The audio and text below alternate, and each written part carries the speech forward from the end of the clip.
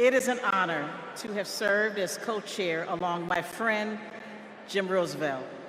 Pursuant to the call, the Credentials Committee met and adopted a resolution to credential the delegates and alternates to the 2024 National Convention. I am pleased to report that there were no credentials issues to be decided by the committee.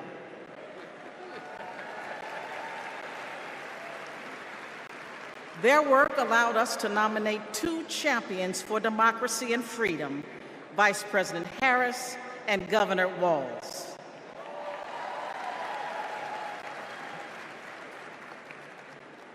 Our delegate selection process is designed to ensure every voice is heard and every vision is heard, and our delegates accurately represent their electorates. Diversity is our party's strength, and I'm so proud to see the wonderful representation of our party and democracy here today. I am pleased to share that the Credentials Committee report was adopted and all delegates have been fully credentialed. In memory of Marvin Turner, we are going to have a great convention and we are going to win. Thank you.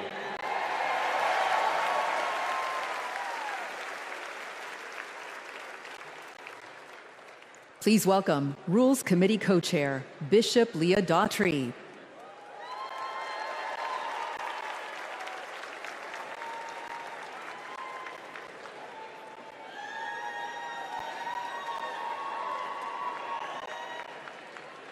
Hello, Democrats. It was my honor to serve as co-chair of the Convention Rules Committee alongside my friend, Governor Tim Walz. Governor Walz is a little occupied this evening, but it's good to know that serving as co-chair of the Rules Committee is a ladder for promotion. The Rules Committee adopted the procedural rules of the convention on July 24th. They are based on long-standing processes governing our convention and ensured that we met all ballot access deadlines. The rules established the virtual nominating process for the party's nominees and set the stage for in-person votes at the convention to adopt our platform and resolutions recommended by the Rules Committee, as well as to cast celebratory votes on our nominees and hear their acceptance speeches. Under the Rules Committee authority, the Rules Committee is recommending for your approval one resolution. Contained in the committee's report, the resolution supports the current practice regarding automatic delegates, as well as other reforms to make our party stronger. The co-chairs are pleased to move the adoption of this resolution on behalf of the Rules Committee. Thank you, Bishop Daughtry. The Rules Committee has moved the approval of the resolution. Is there a second? We have a second. I will now call for a voice vote on approving the resolution as recommended by the Rules Committee. All those in favor of the committee's recommendation to approve the unity resolution say aye. All opposed say nay. I'm pleased to report for the record that with a majority of delegates having voted in the affirmative, the resolution has been approved. My thanks to our Rules Committee co-chairs and members for your efforts to build a transparent and inclusive party. Thank you, Madam Chair.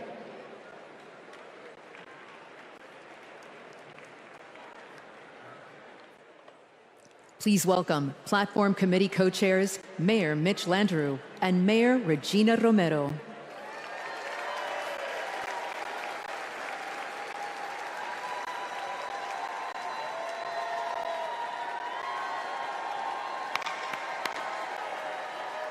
Hello, delegates.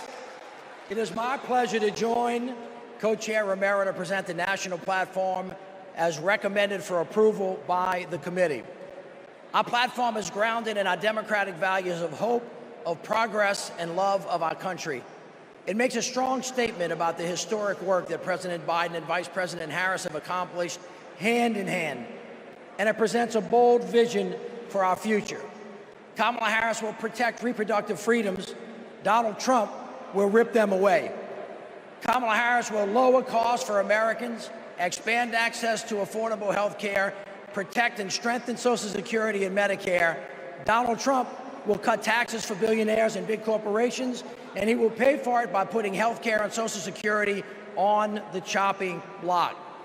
Kamala Harris is going to defend our democracy. Donald Trump is going to undermine it. The choice before us is clear, and the stakes could not be higher. Buenas noches, demócratas.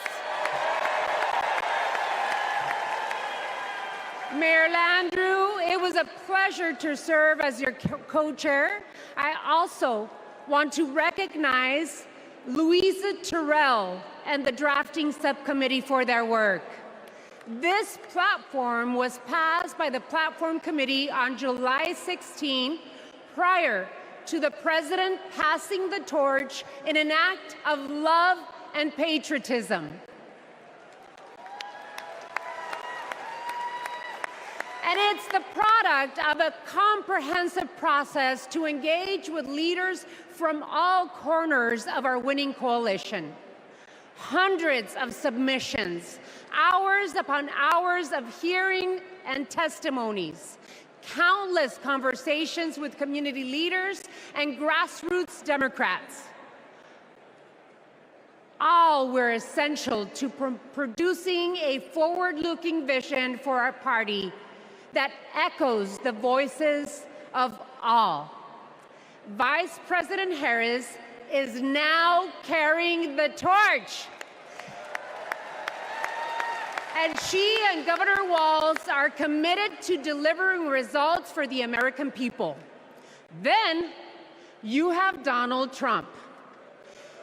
His extreme agenda is working against everyday Americans.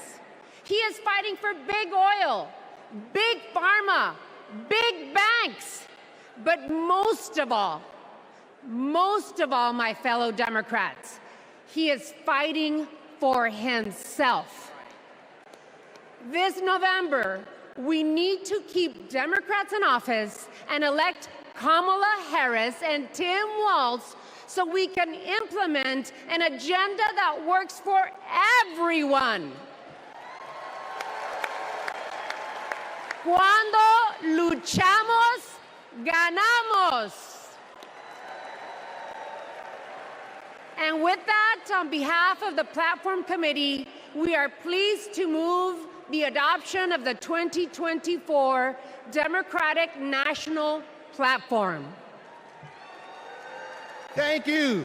The co-chairs have moved the approval of the national platform. Is there a second? We have a second. I will now call for a voice vote to approve the platform as recommended by the Platform Committee. All those in favor of approving the platform, please say aye. All opposed say no. Co-chairs, I am pleased to report for the record that with a majority of the delegates having voted in the affirmative, the platform has been adopted. Once again, thank you to our Platform Committee co-chairs and members, as well as the Platform Drafting Committee and its chair, Louisa Terrell.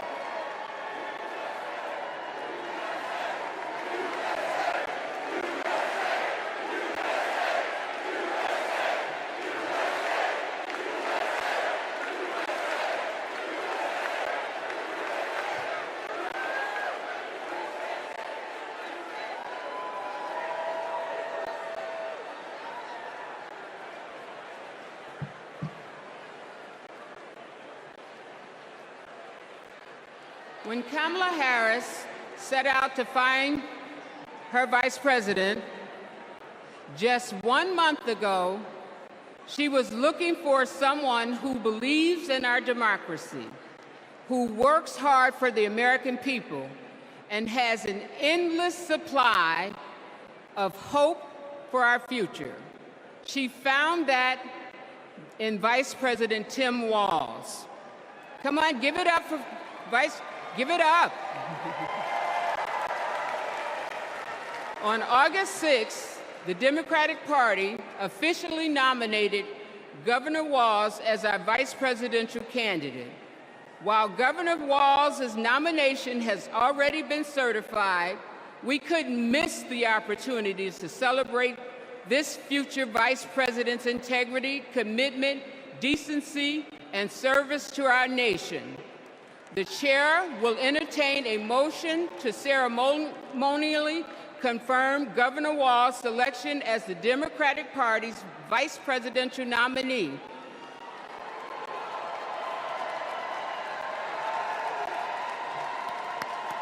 We have a motion. Is there a second? We have a second. We will now have a voice vote on the motion to ceremonially confirm our vice presidential nominee. All in favor of the motion, please proudly say aye. All opposed? The ayes have it.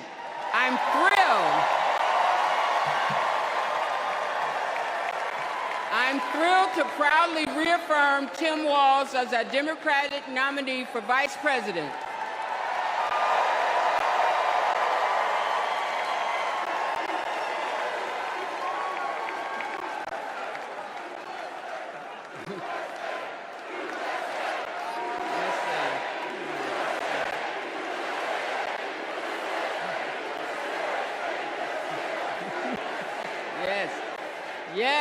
Yes, USA. Pursuant to our convention rules, Governor Walz has been invited to make an acceptance speech, which he will deliver on Wednesday, August 21st. Thank you, my friends. Delegates, please welcome to the stage co-chair Peggy Flanagan to resume chairing our convention.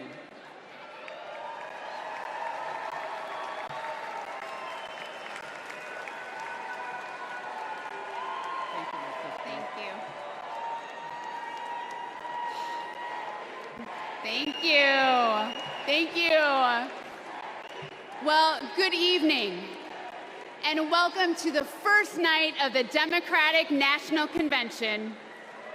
I'm Peggy Flanagan, Lieutenant Governor of Minnesota, and I am thrilled to be here in Chicago with Democrats from across the country to rally around Kamala Harris and Tim Walz and their vision for America. It's been 8 years since we last came together as a party, and I can feel the excitement in this arena. It's filled with energy and with joy. Our theme tonight is for the people. We'll hear from union leaders, civil rights advocates, and our fellow citizens. And we'll hear from our president, Joe Biden, who has been a champion for the people for his entire life. My name in the Ojibwe language is Gigi Wewadam Ukwe, or in English, speaks with a clear and loud voice woman. I'm a member of the White Earth Nation, and my family is the Wolf Clan. And the role of our clan is to ensure that we never leave anyone behind. That's why I am supporting Kamala Harris and Tim Walz to be the next president and vice president of the United States. For almost 6 years, I've worked side by side with Governor Walz. I've seen how hard he's worked for Minnesota to be the best place for kids to grow up. He does it all with a big heart, a buffalo plaid jacket, and a bottomless bag of snacks.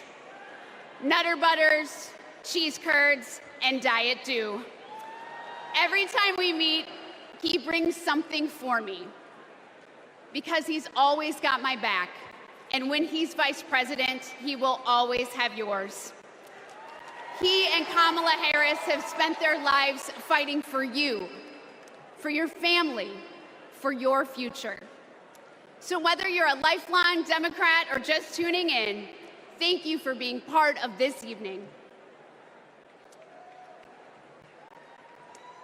4 years ago, The COVID pandemic upended our lives. My brother Ron was the second person to die of COVID in the state of Tennessee. We couldn't see him. We couldn't have a memorial. And millions of American families went through the same thing. Our communities were suffering. Our economy was struggling. And Donald Trump was playing games. Our country was brought to the brink by his failure to respond. But the Biden-Harris administration stepped in with quick and decisive action. They contained the virus, created millions of jobs, and invested in our nation's future. Under their leadership, America began to heal.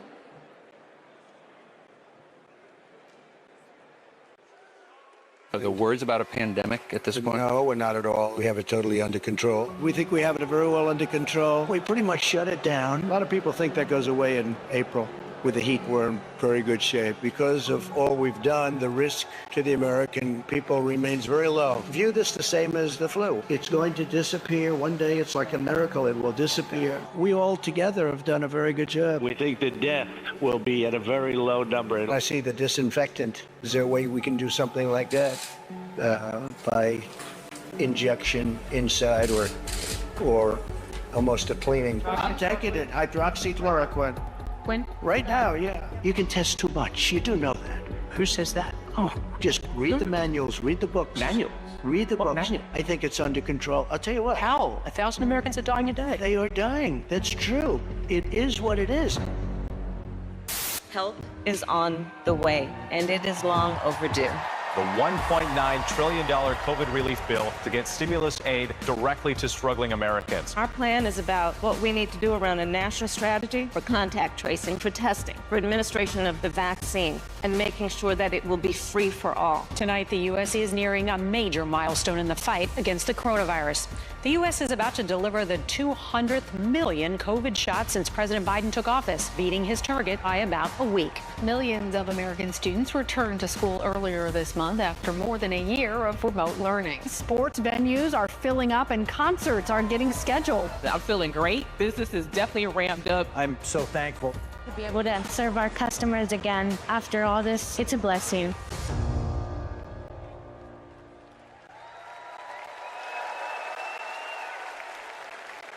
Welcome, Illinois Representative Lauren Underwood.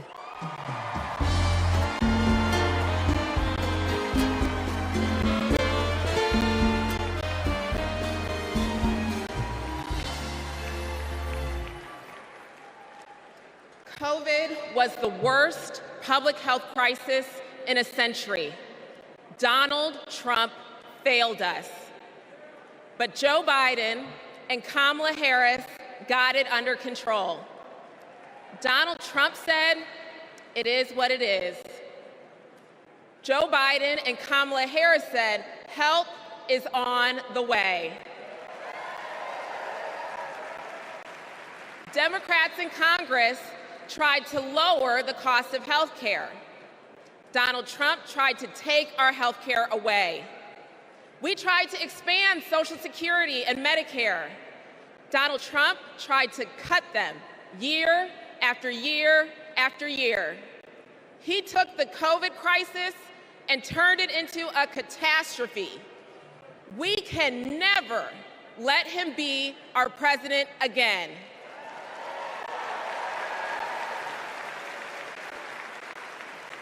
As a registered nurse, I care deeply about making health care more affordable. As someone with a pre-existing condition, I am determined to protect the people who are most at risk. And as the youngest Black woman ever elected to Congress, I am painfully aware that Black women, especially pregnant women and new moms, were more likely to die from COVID. I wrote the Momnibus to protect those women and to address the maternal health crisis. And that bill was introduced and championed by Senator Kamala Harris. Because she protects the people who are most vulnerable. She's done it for her whole career. As Vice President, she and President Biden passed my legislation to make health care more affordable. And now, 4 out of 5 Americans can get covered through the Affordable Care Act for $10 or less per month. And under the Biden-Harris administration, the number of uninsured Americans hit an all-time low.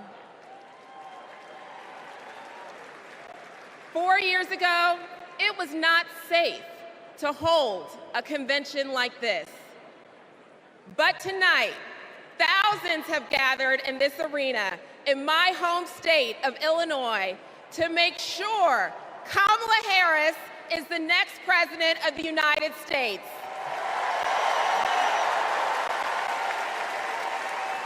We have come so far these past 4 years, and we're not going back. Thank you.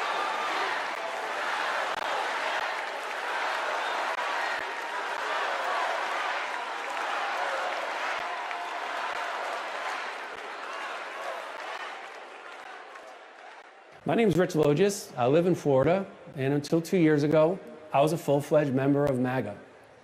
I believed Trump. I was a MAGA pundit. I had my own podcast. I was in a state of panic, terrified that Democrats were destroying our country. When the pandemic hit, we needed leadership, but we were given almost nothing. It was a major betrayal to the country. So I finally stepped outside the MAGA echo chamber. I stopped listening to what Trump said and looked around with my own eyes. And I realized he had been lying about pretty much everything. Lying is Trump's toxic superpower. He's ripped apart families, communities, our whole country. So this is my message to all the Republicans and independents who are watching. People like me who voted for and believed in Trump. I made a grave mistake, but it's never too late to change your mind. You don't need to agree with everything you hear tonight to do what is right. We need to be able to trust our leaders. That's why I'm all in for Kamala Harris. Please welcome California Representative Robert Garcia.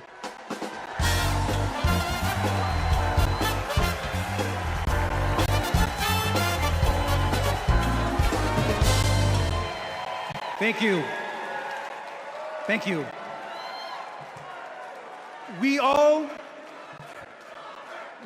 remember. We all remember the world in 2020, where we were, and for some of us, who we lost.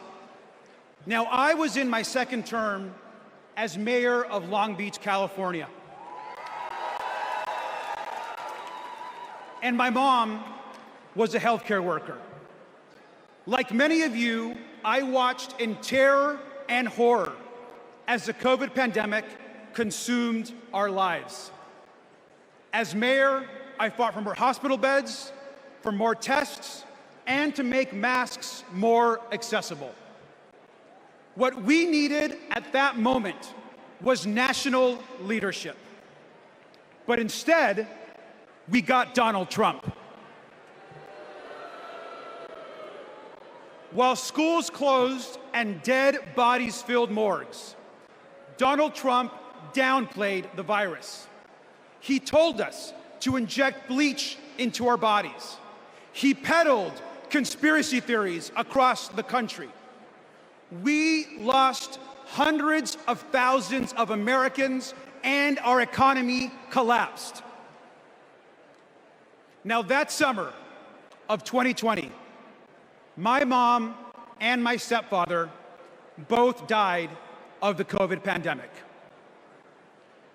And I miss them every single day. So when Donald Trump and his MAGA extremists like Marjorie Taylor Greene downplay the horror of the pandemic, it should make us all furious.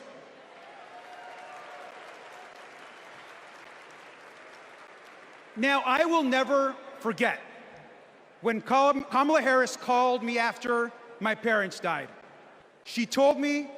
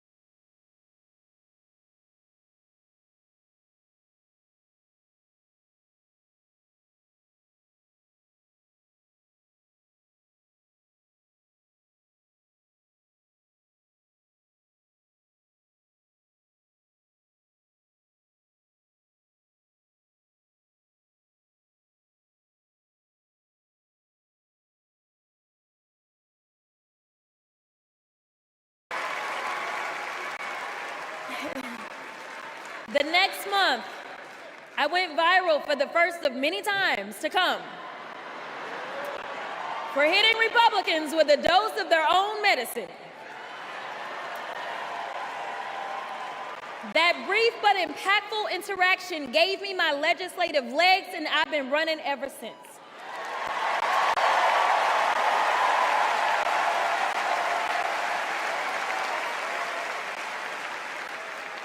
The question before us is, will a vindictive, vile villain violate voters' vision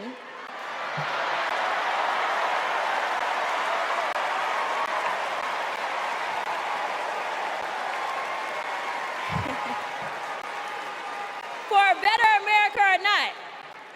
I hear alliterations are back in style.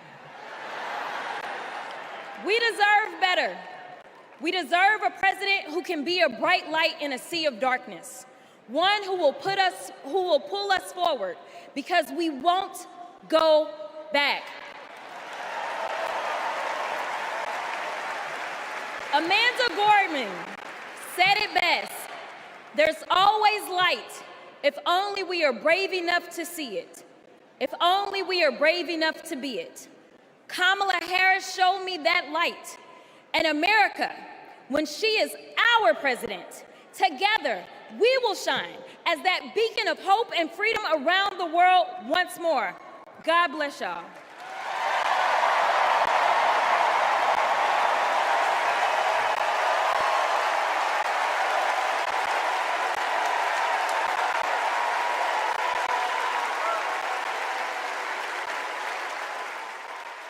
This is one of our Willow boxes.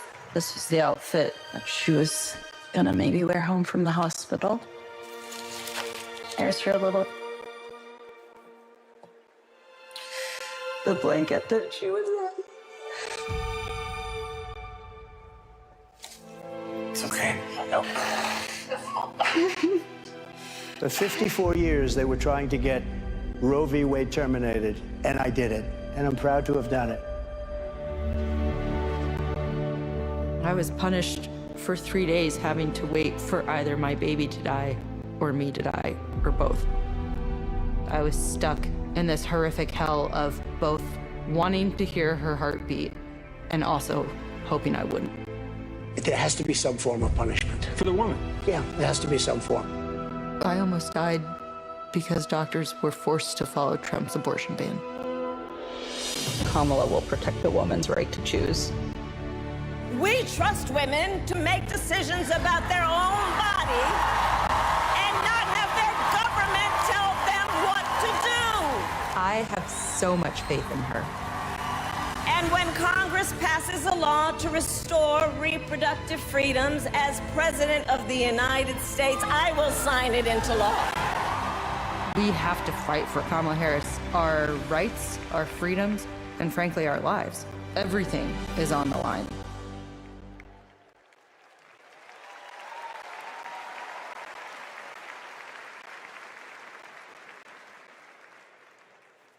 When you're expecting a baby, packing for the hospital should be a joyful moment. For us, it was different. We were told with 100% certainty we would lose our baby girl, Willow, and we were sent home. For 3 days, we waited until Amanda was sick enough to receive standard abortion care. Eventually, Amanda's temperature spiked. She was shaking, disoriented, and crashing. I don't remember what I threw into our bag that day, only that instead of welcoming Willow, I was hoping Amanda's life could be saved. I'm here tonight because the fight for reproductive rights isn't just a woman's fight. This is about fighting. This is about fighting for our families. And as Kamala Harris says, our future.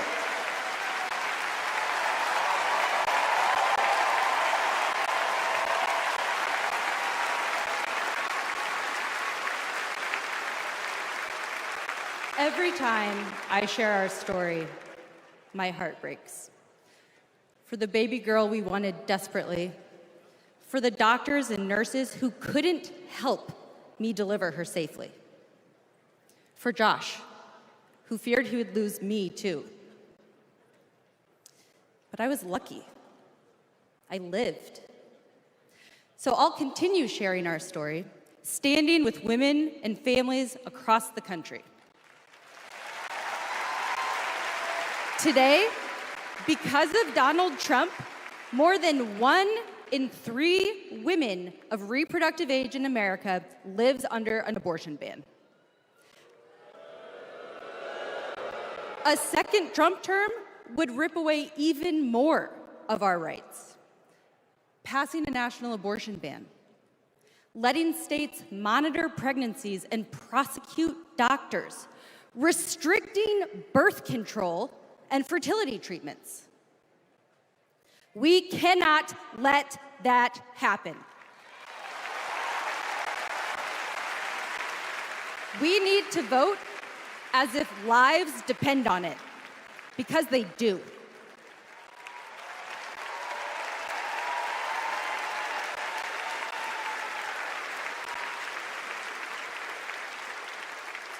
Two years ago, my husband and I were expecting our second child. Our daughter, Lauren, couldn't wait to be a big sister. I was getting ready for her 4th birthday party when something didn't feel right. 2 emergency rooms sent me away. Because of Louisiana's abortion ban, no one would confirm that I was miscarrying. I was in pain, bleeding so much my husband feared for my life. No woman should experience what I endured, but too many have. They write to me saying, "What happened to you happened to me." Sometimes they're miscarrying, scared to tell anyone, even their doctors. Our daughters deserve better. America deserves better.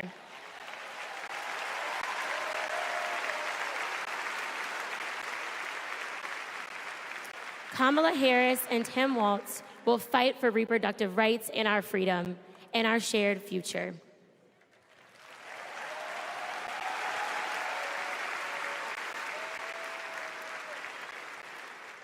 Growing up, I was an all-American girl. Varsity soccer captain, cheerleading captain, homecoming queen, and survivor.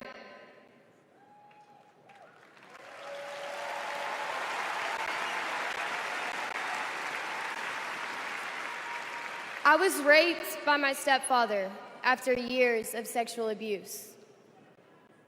At age 12, I took my first pregnancy test, and it was positive. That was the first time I was ever told, "You have options." I can't imagine not having a choice. But today, that's the reality for many women and girls across the country because of Donald Trump's abortion bans. He calls it a beautiful thing. What is so beautiful about a child having to carry her parent's child? There are other survivors out there who have no options. And I want you to know that we see you. We hear you.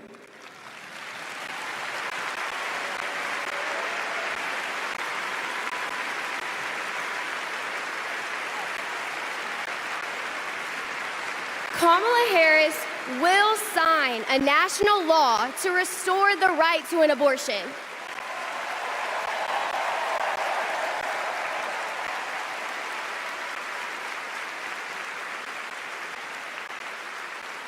She will fight for every woman and every girl, even those who are not fighting for her.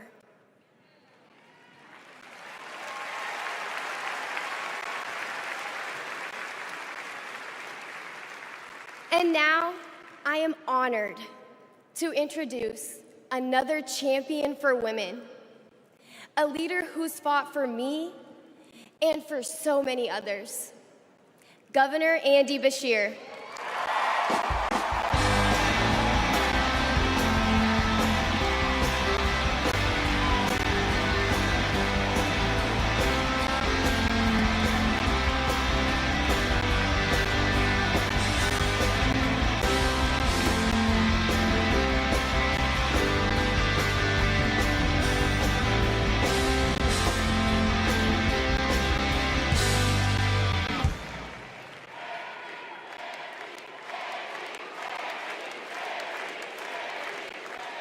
Hadley Duvall is one of the bravest people I've ever met.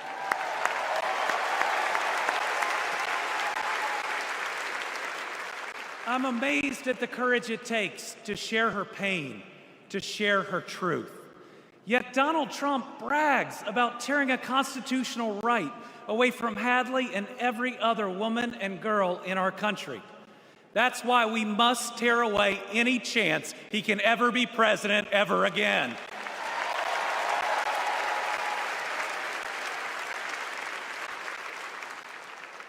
In 21 states, Trump's actions have resulted in extreme bans on abortion in my state, even in cases of rape, incest, and non-viable pregnancies.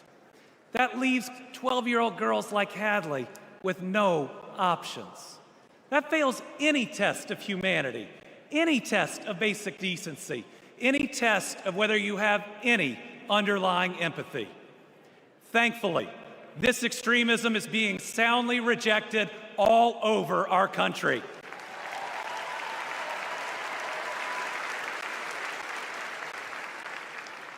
In Kentucky, we put reproductive freedom on the ballot last November, and I beat Donald Trump and Mitch McConnell's hand-picked candidate by more than 5 percentage points.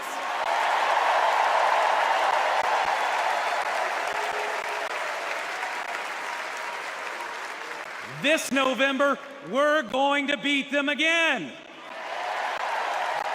Elect Kamala Harris and Tim Walz and protect reproductive freedom. Folks, Donald Trump appointed the Supreme Court justices who got us into this mess. His Project 2025 goes even further. Here's the thing. Trump and Vance simply don't believe in your freedom. Trump says people are absolutely thrilled that women had their basic rights eliminated. J.D. Vance says women should stay in violent marriages and that pregnancies resulting from rape are simply inconvenient. Their policies give rapists more rights than their victims. That's not inconvenient, it's just plain wrong.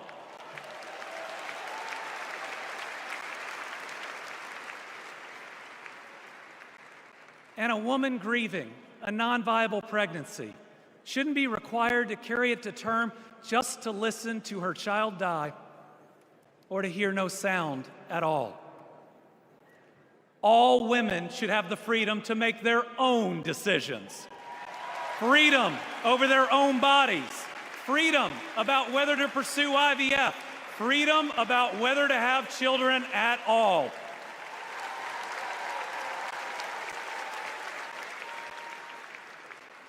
How we treat people transcends party lines.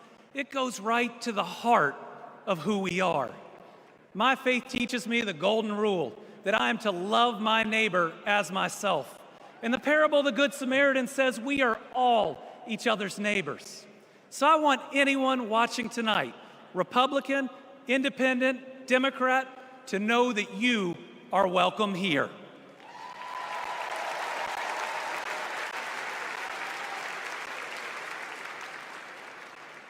We believe in America where we live out our values, end anger politics once and for all, and move beyond this us versus them by remembering we are all Americans.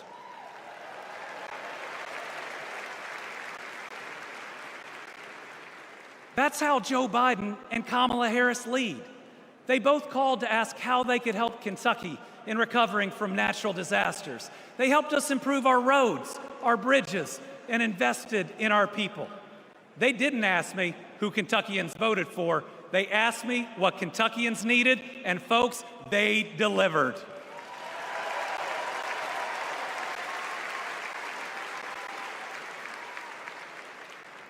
Kamala Harris gets it. She knows we must move beyond anger, extremism, and division, that everyone has dignity and deserves respect. America, we're going to win.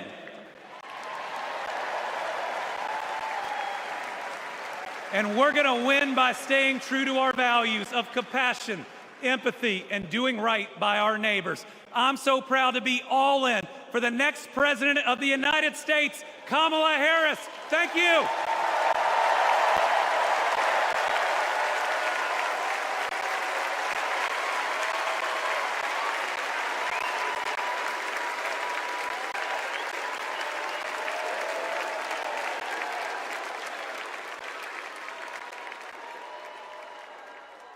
Please welcome Georgia Senator Raphael Warnock.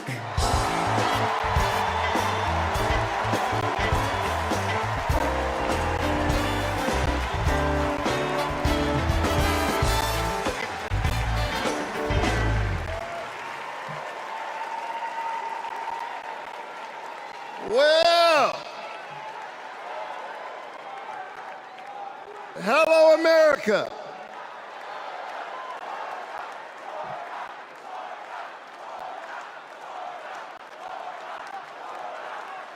Thank you so very much. On January 5th, 2021, the people of Georgia did an amazing thing.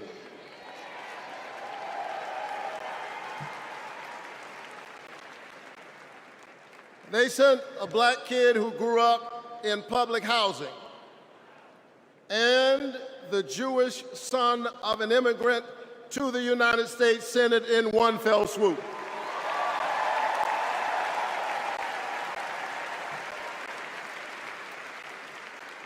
And among those Georgians was my then 82-year-old mother. She grew up in Waycross, Georgia. Do you know where that is? It's way across Georgia.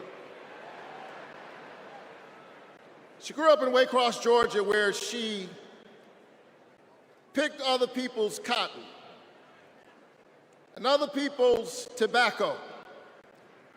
But because this is America, the 82-year-old hands that used to pick somebody else's cotton and somebody else's tobacco picked her youngest son to be a United States Senator.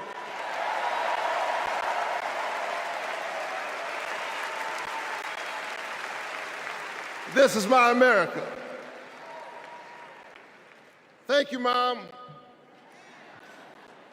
Thank you, Georgia. Thank you, America, for raising your voice and using your vote.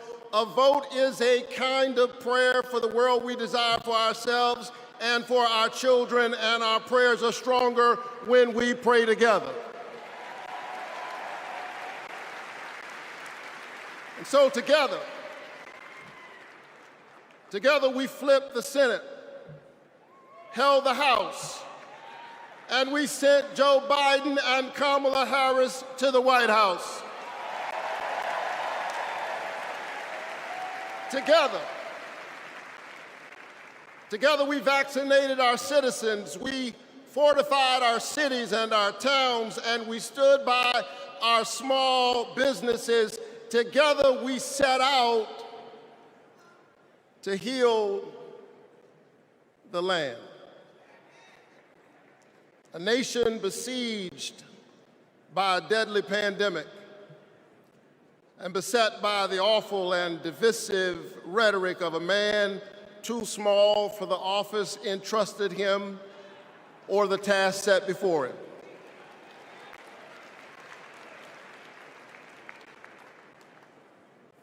The day after my January 5th election, he instigated an insurrection, a violent assault on our nation's capital and the peaceful transfer of power.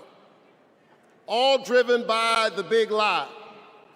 But behind the big lie was an even bigger lie. It is the lie that this increasingly diverse American electorate does not get to determine the future of the country.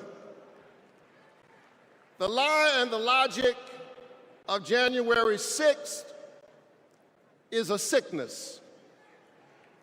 It is a kind of cancer that then metastasized into dozens of voter suppression laws all across our country. And we must be vigilant tonight because these anti-democratic forces are at work right now in Georgia and all across our country. And the question is, who will heal the land? And so here we are, America. Are you ready? Are you ready to stand up in this moral moment? Stand up for the best in the American covenant.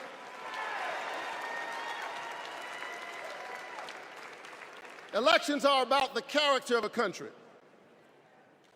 And we must decide, again, we are the latest generation of Americans who get to decide what kind of country we want to be.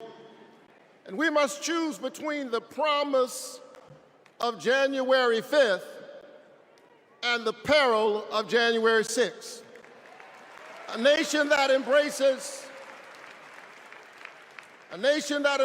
all of us or just some of us. Donald Trump's America is the America of January 6th. People who have no vision traffic in division. He does not know how to lead us, and so he wants to divide us. America, make no mistake, Donald Trump is a plague on the American conscience.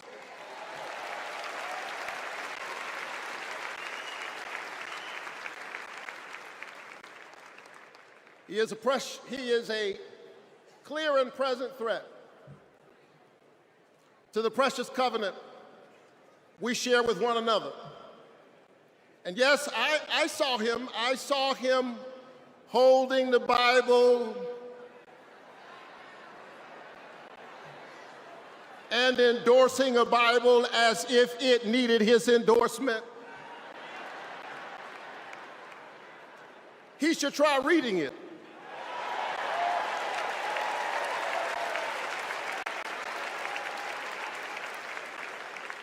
It says, do justice, love kindness, and walk humbly with your God. He should try reading it. It says, love your neighbor as yourself. It says, inasmuch as you've done it unto the least of these, you have done it also unto me.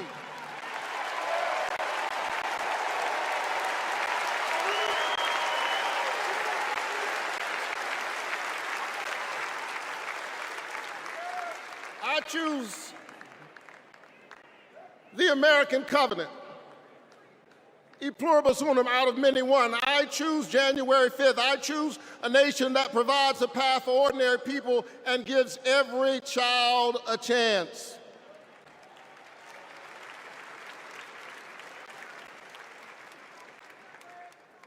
And that's Joe Biden's America. And he's been fighting for it for more than a half century. President Biden, America is so much better because of you, a true patriot who has always put the people first. Thank you, Joe.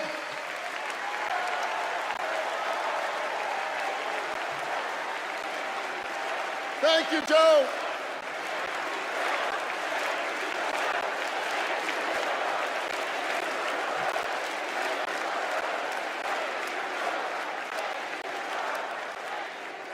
But I'll tell you something else. Not only is that Joe Biden's America, that's Kamala Harris's America.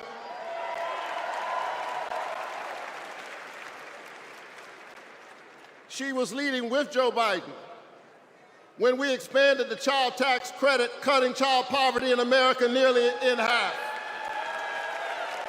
We ought to renew it. She cast a tie-breaking vote for my bill capping the cost of insulin to no more than $35 per month for seniors. We ought to extend it to everybody.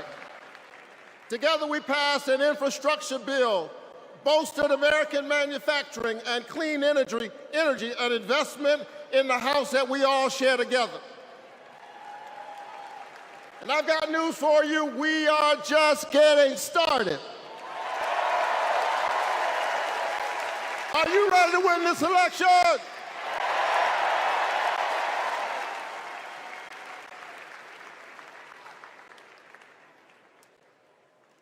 Kamala Harris and Tim Walz represent the new way forward. We're not going back. We're not going back because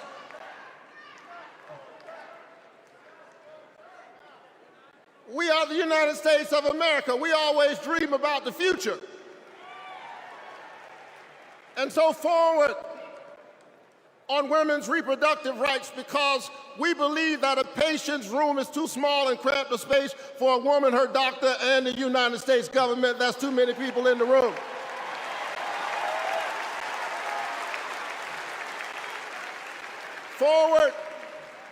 Forward on worker rights, because most people do not mind working, they just want to share in the prosperity that they are creating for others. Forward on voting rights, forward on affordable housing and access to health care. We are moving forward.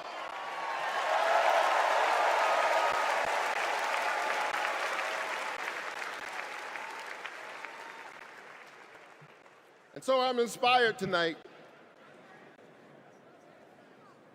I'm inspired by all of you. I'm inspired by the resilience of an American spirit that has rebounded from the pandemic and is holding at bay the forces that are trying to divide us. And I'm inspired tonight by the memory of my late father, a preacher and a junk man. Monday through Friday, he lifted old broken cars and put them on the back of an old rig. But on Sunday morning, the man who lifted broken cars lifted broken people whom other people had discarded and told them that they were God's somebody.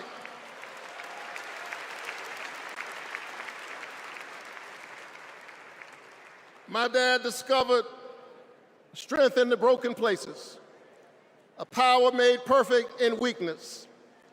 And so I'm convinced tonight that we can lift the broken even as we climb.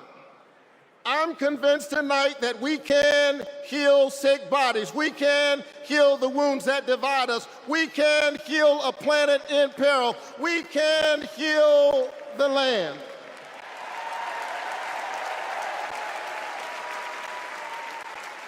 And in a strange way,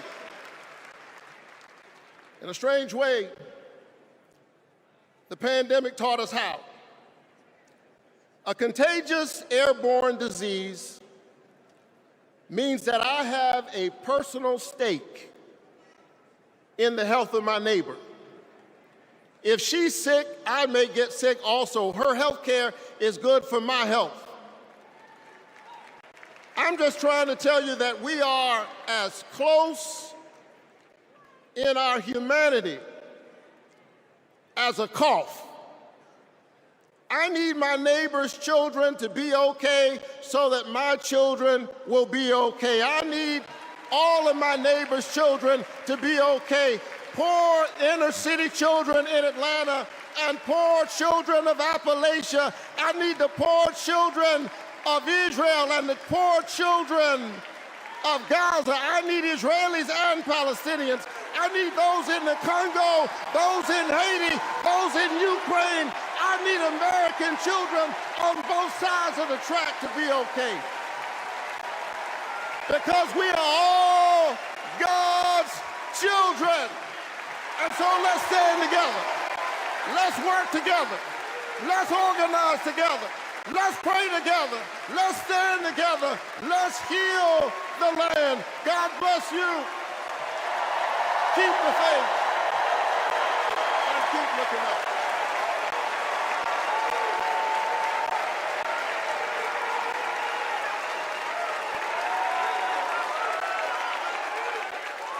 Please welcome Delaware Senator Chris Coons.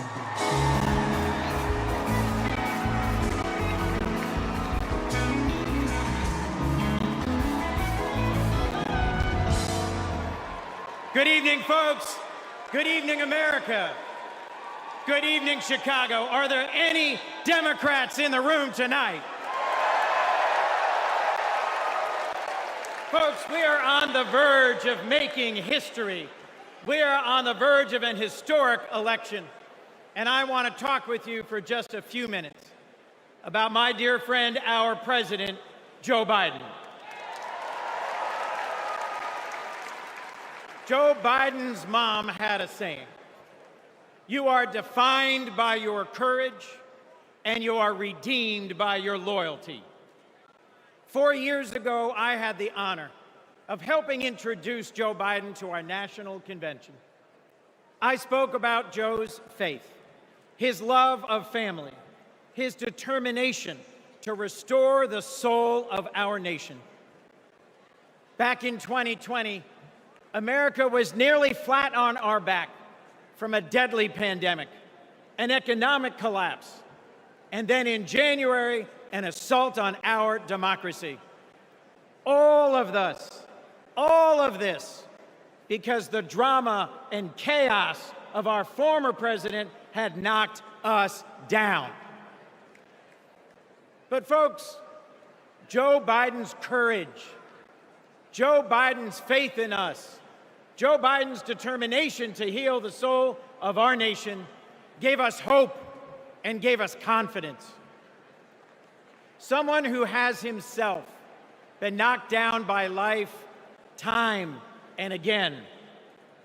Joe Biden knows the grit and determination of the American people. He believed in us, and Joe Biden helped us get back up again.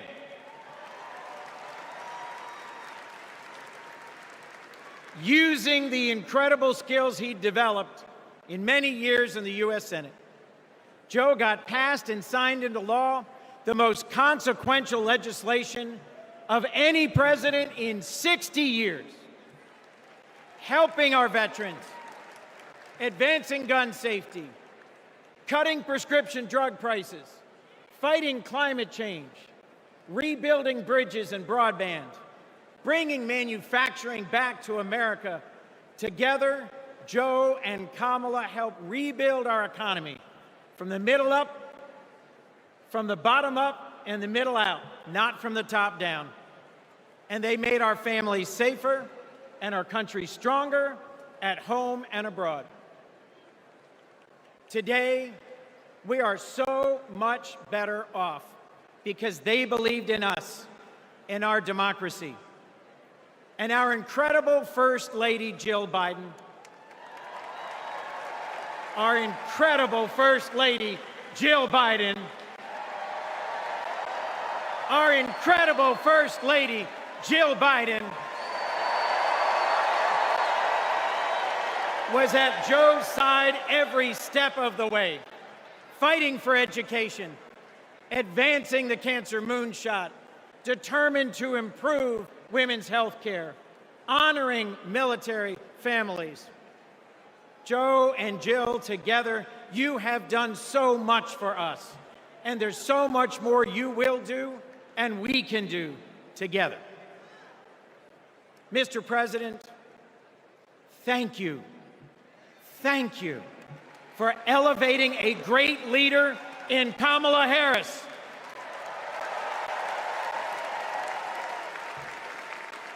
Vice President Harris, thank you for choosing a great running mate with a heart for the middle class like yours in Sergeant, Congressman, Coach, Governor Tim Walz.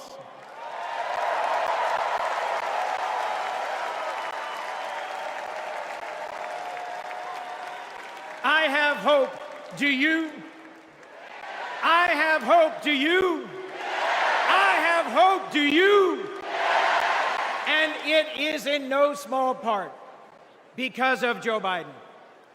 I have never known a more compassionate man than Joe Biden.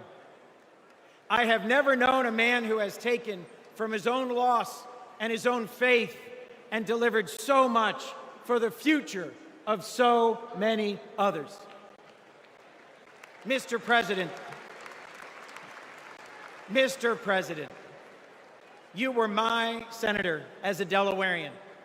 You are my president as an American, and you will always be my friend.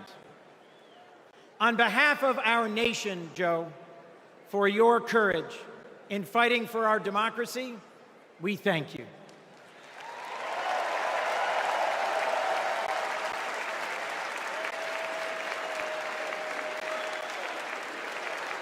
On behalf of our Democratic Party, for your loyalty in fighting for our democratic values, we thank you.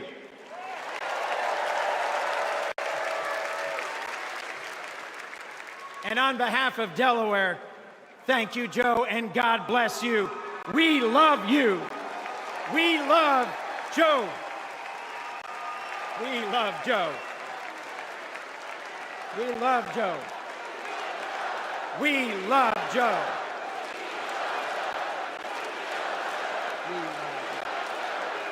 Thank you all. We love Joe. God bless you, and thank you very much.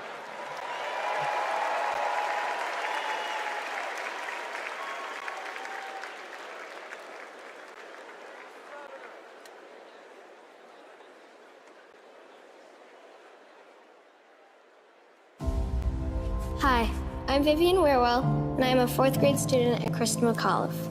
I've been bouncing around all week excited for this moment, and last night I could barely sleep. I remember the day that we heard that President Biden had won, and the whole neighborhood started celebrating. So when I heard you were coming, I really wanted to meet you.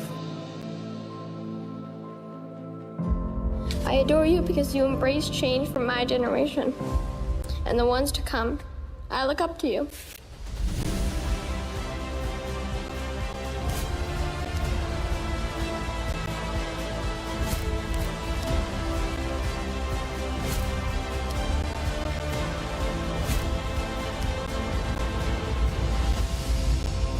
Now it is my honor to introduce our First Lady, Dr. Jill Biden.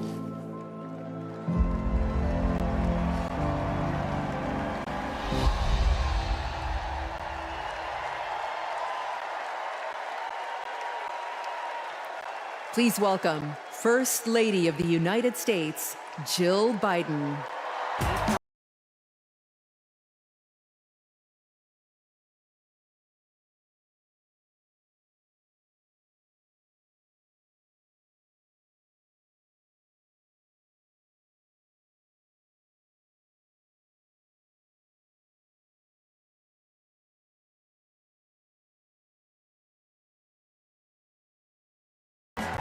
Thank you.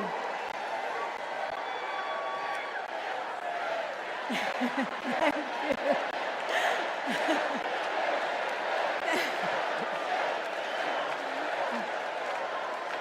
Thank you. Thank you so much. Love you too. Joe and I have been together for almost 50 years. And still, there are moments when I fall in love with him all over again. Like when I handed him our baby Ashley for the first time and saw the smile that lit up his face. Or on nights after an exhausting day working in the Senate, when he would read one more bedtime story just because the kids asked. When he stops on a rope line because he sees someone grieving who needs to know that everything is going to be all right one day. Or to encourage that child with a stutter to find the confidence she needs. Those moments when I'm reminded of all he's accomplished in the name of something bigger than himself. Receiving the Medal of Freedom with humility.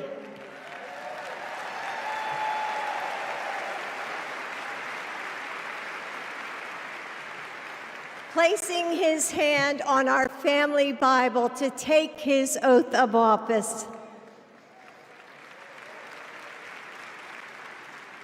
And weeks ago, when I saw him dig deep into his soul and decide to no longer seek re-election and endorse Kamala Harris.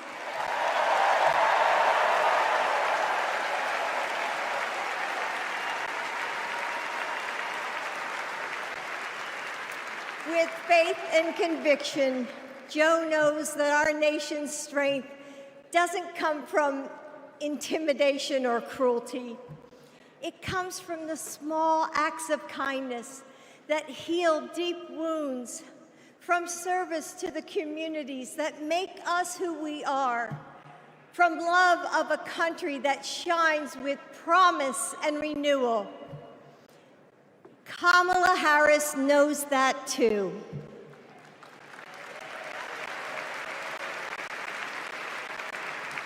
Our son, Beau, first worked with Kamala when he was Attorney General of Delaware. He told me at the dinner table one night, "Mom, she's special, someone to keep your eye on." And he was right. Joe and I know Kamala. We have seen her courage, her determination, and her leadership up close. Kamala and Tim, you will win.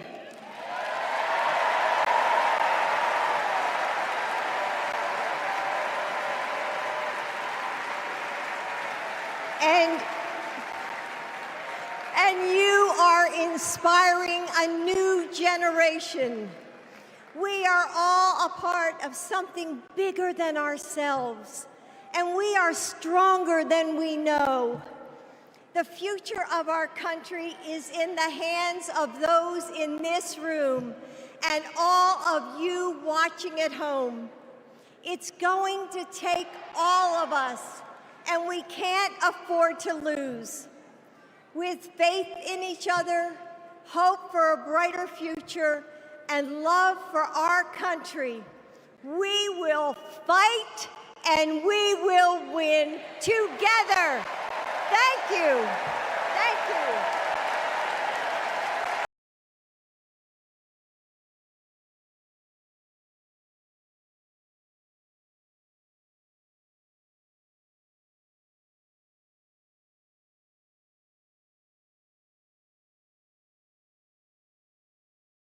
Please welcome first daughter, Ashley Biden.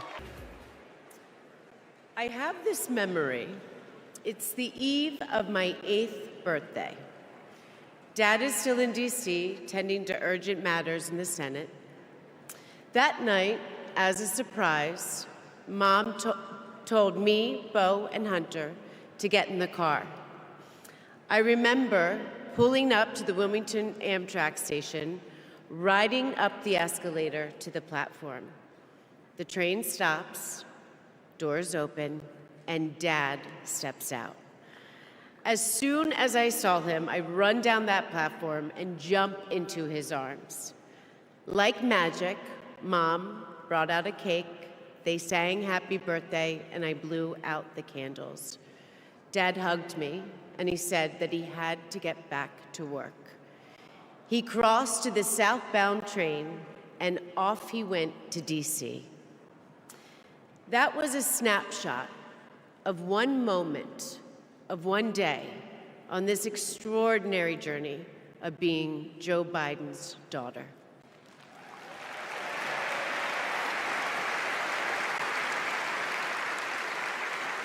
Joe Biden is the OG girl dad. He told me I could be anything and I could do anything. As a child, I would sit on the leather chair in his office doing my homework, and he would sit next to me doing his work, drafting the Violence Against Women Act.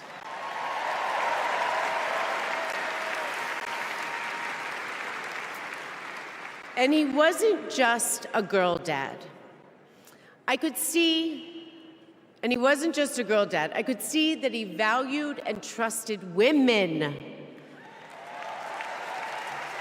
How he listened to his mother, how he believed in his sister, and most of all, how he respected my mother's career.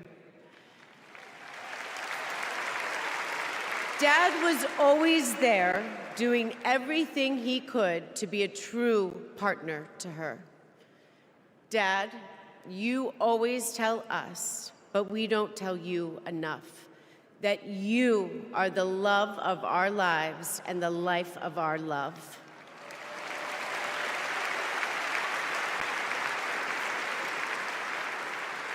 I had my wedding reception in my parents' backyard. At the time, my dad was vice president.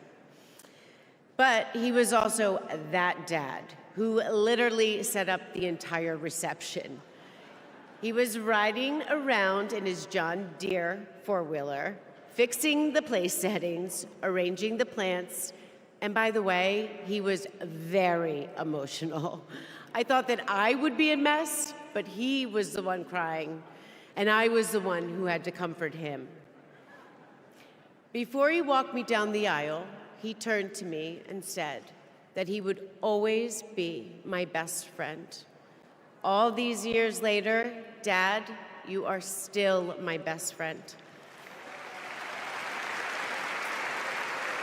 His example in service inspired my career. I'm a social worker in Philadelphia.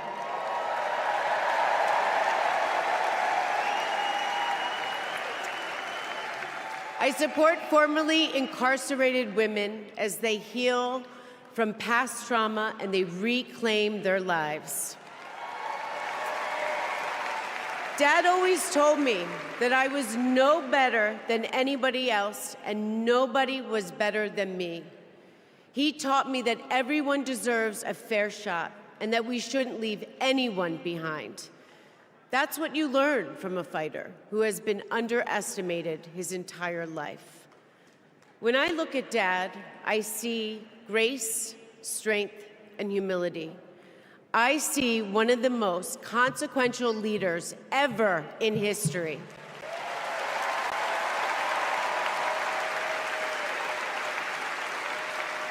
And I also know that he never stops thinking about you, about your dreams, about your dignity, about your opportunities, about your family. Dad knows that family is everything. When Hunter and I lost our brother Bo to cancer in 2015, the grief and the pain felt like it might never end. Dad had the capacity to step out of his own pain and absorb ours. And I know that Bo is here with us tonight, as he is always with us.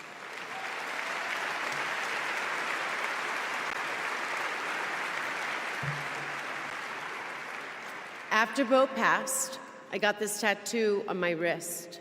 It says, "Courage, dear heart." A reminder to myself to keep going, to get back up, like my dad has always done. He has taught me that a courageous heart is a miraculous thing. A courageous heart can heal a family. A courageous heart can heal a nation, and maybe even the world. And now, this election requires the courageous hearts of all of us. In 2020, my dad selected Kamala Harris to beat Donald Trump. And he knows in 2024, she will beat Donald Trump again.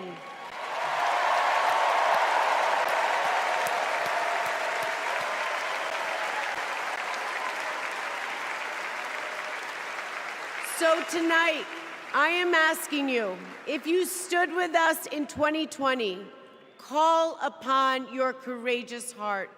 Stand with us today. Work harder than you have ever worked before in your life. This is the fight of our lifetime. Our freedom, our democracy, our reproductive rights. All of this, all of it is on the ballot. And I know together we can do this because my dad helped show us the way. And now, I would like to introduce my father, your 46th President of the United States, Joe Biden.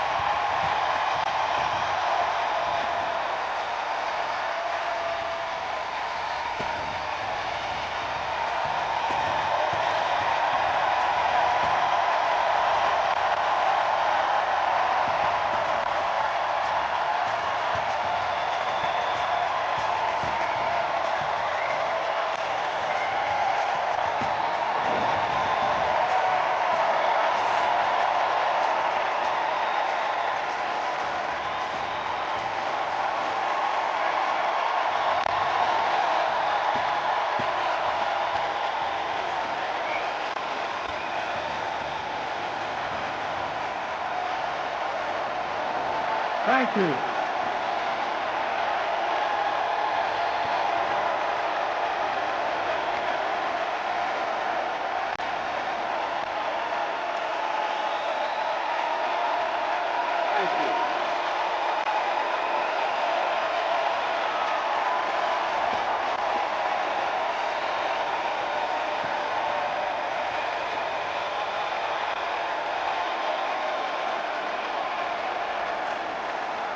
Thank you, thank you, thank you.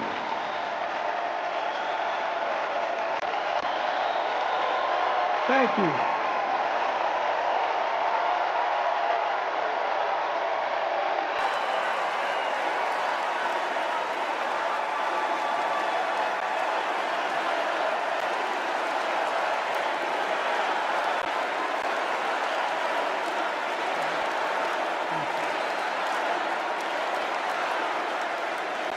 Thank you, thank you, thank you.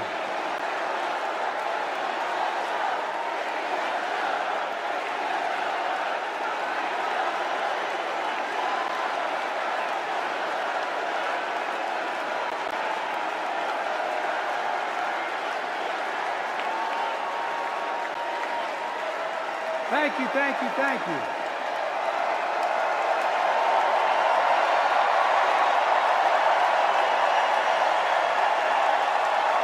Thank you.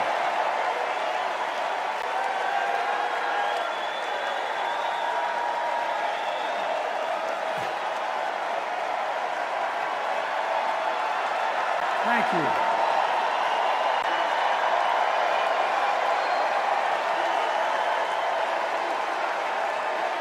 Thank you. I love you. Thank you.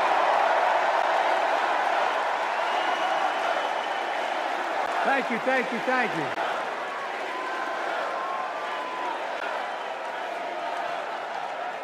That was my daughter.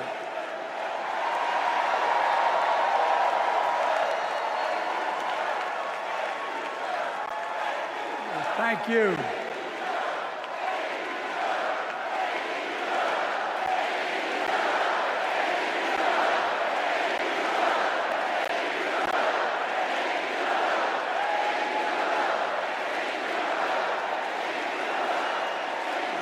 Thank you, thank you, thank you. Thank you. Thank you for so. I tell you what.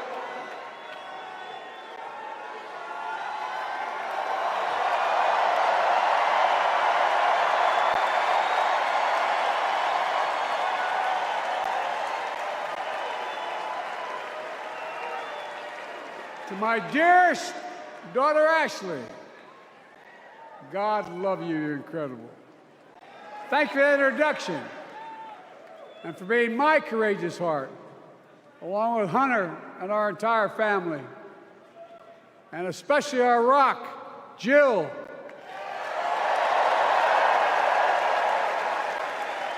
Who, as those of you who know us, she still leaves me both breathless and speechless. Everybody knows her. I love her more than she loves me. She walks down the stairs and I still get that going boom, boom, boom. You all will know me. No, not kidding. Let's give a special round of applause to our First Lady, Jill Biden.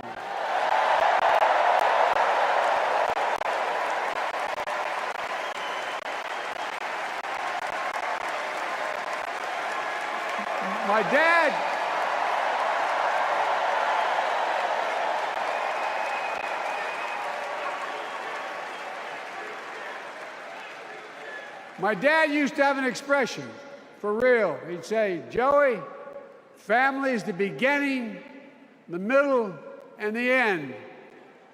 And I love you all. Folks. And America, I love you.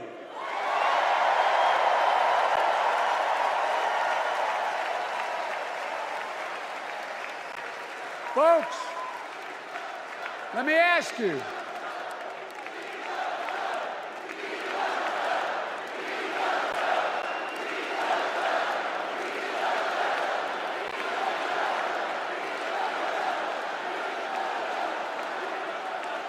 Let me ask you, are you ready to vote for freedom?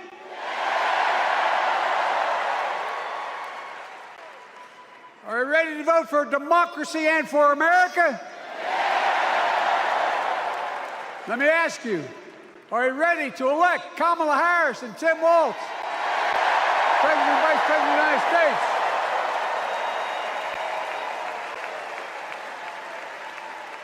My fellow Democrats, my fellow Americans, nearly 4 years ago, in winter, on the steps of the Capitol on a cold January day, I raised my right hand and I swore an oath to you and to God to preserve, protect, and defend the Constitution and to faithfully execute the office of the President of the United States. In front of me was a city surrounded by the National Guard. Behind me, a Capitol just 2 weeks before had been overrun by a violent mob. But I knew then, from the bottom of my heart, that I knew now, there is no place in America for political violence. None. You cannot say you love your country only when you win.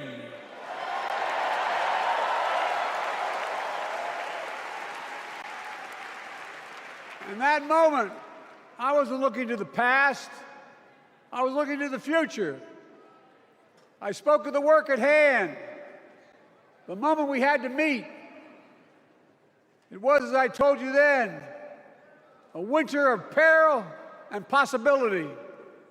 Of peril and possibility.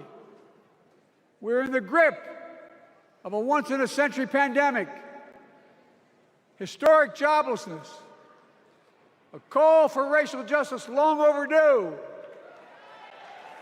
clear and present threats to our very democracy. Thank you.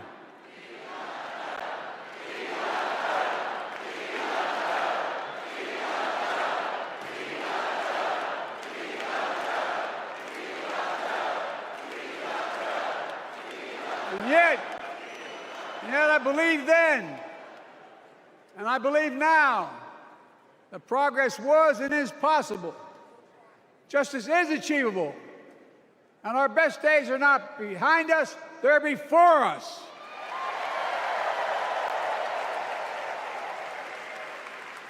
Now it's summer.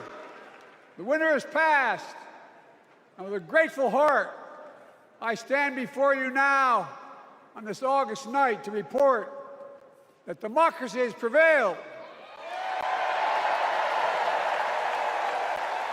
Democracy has delivered. And now democracy must be preserved.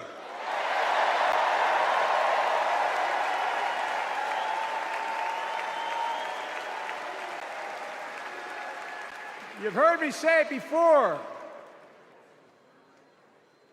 We're facing an inflection point. One of those rare moments in history when the decisions we make now will determine the fate of our nation and the world for decades to come. That's not hyperbole, I mean it literally. We're in a battle for the very soul of America. I ran for president in 2020 because of what I saw in Charlottesville in August of 2017. Extremists coming out of the woods, carrying torches, their veins bulging from their necks, carrying Nazi swastikas, and chanting the same exact anti-Semitic bile that was heard in Germany in the early 30s. Neo-Nazis, white supremacists, and the Ku Klux Klan, so emboldened by a president then in the White House that they saw as an ally. They didn't even bother to wear their hoods. Hate was on the march in America. Old ghosts and new garments, stirring up the oldest divisions, stoking the oldest fears, giving oxygen to the oldest forces that they long sought to tear apart America. In the process, a young woman was killed. When I contacted her mother, I asked about what happened. She told me. When the president was asked what he thought had happened, Donald Trump said, and I quote, "There are very fine people on both sides. My God." That's what he said. That is what he said and what he meant. That's when I realized, had listened to the admonition of my dead son, I could not stay in the sidelines. So I ran.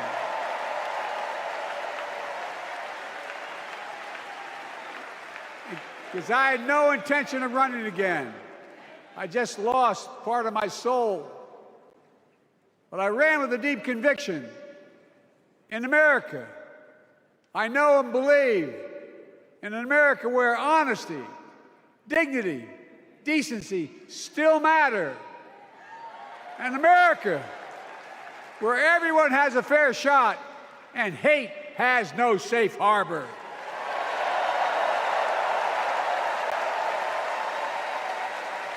An America where the fundamental creed of this nation, that all of us are created equal, is still very much alive. And a broad coalition of Americans joined with me. 81 million voters voted for us, more than any time in all of history. Because of all of you in this room and others, we came together in 2020 to save democracy.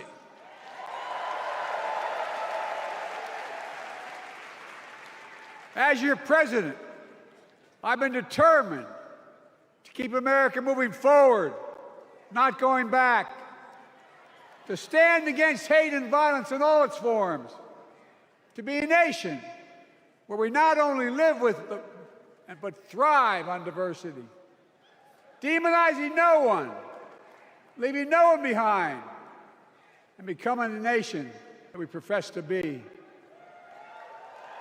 I also ran to rebuild the backbone of America, the middle class.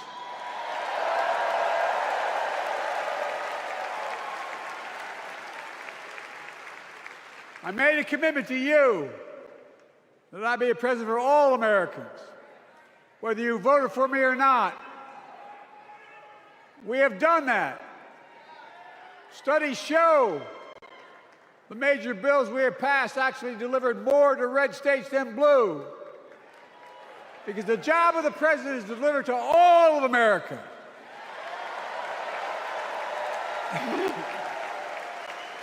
Because of you, and I'm not exaggerating, because of you, we've had one of the most extraordinary 4 years of progress ever, period. When I say we, I mean Kamala and me. Just think about it. COVID no longer controls our lives. We've gone from economic crisis to the strongest economy in the entire world. Record 16 million new jobs. Record small business growth. Record high stock market. Record high 401ks. Wages up and inflation down, way down, and continuing to go down.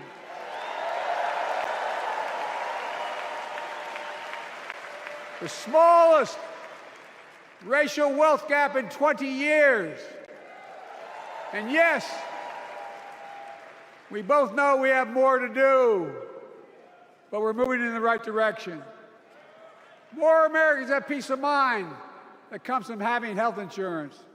More Americans have health insurance today than ever before in American history.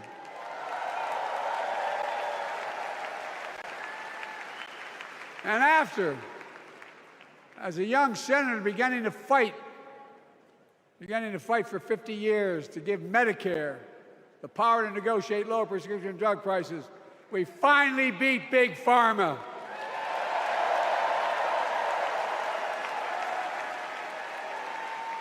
And guess who cast the tie-breaking vote?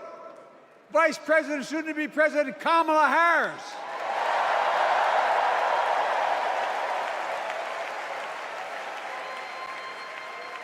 And now it's the law of the land. Instead of paying $400 a month for insulin, seniors with diabetes will pay $35 a month. The law we passed already includes, starting in January, every senior's total prescription cost can be capped at $2,000 no matter how expensive the drugs they have.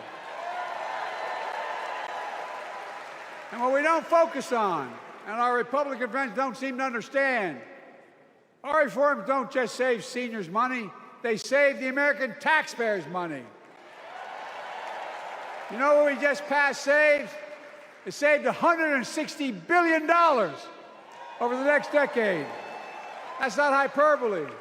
It's because Medicare no longer has to pay those exorbitant prices to the big pharma.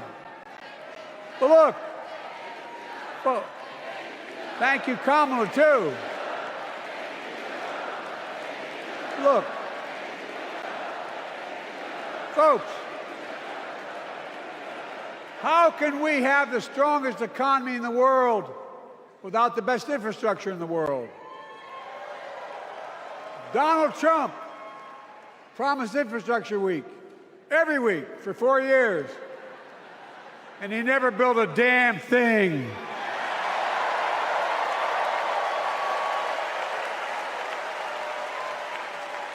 But now, because of what Kamala and I have done, remember we were told we couldn't get it done. Remember when we came into office, we couldn't get anything passed? But right now, we're giving America an infrastructure decade, not week. We're modernizing our roads, our bridges, our ports, our airports, our trains, our buses. We're removing every lead pipe from schools and homes so every child can drink clean water. We're providing affordable high-speed internet for every American, no matter where they live, not unlike what Roosevelt did with electricity. And so much more. We are uniting the country. We're growing our economy. we're improving our quality of life, and we're building a better America.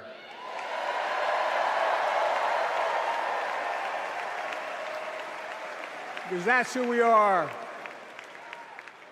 How can we be the strongest nation in the world without leading the world in science and technology? After years of importing 90% of our semiconductor chips from abroad, which America invented those chips, our Chips and Science Act meant that private companies from around the world are now investing literally tens of billions of dollars to build new chip factories right here in America.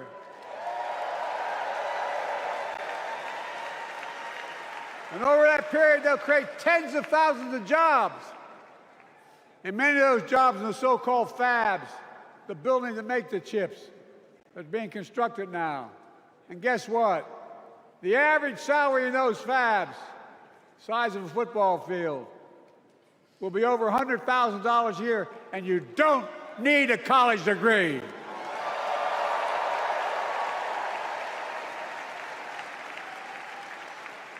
Because of you and so many electeds out there, American manufacturing is back. Where the hell to say we wouldn't lead the world in manufacturing? 800,000 new manufacturing jobs.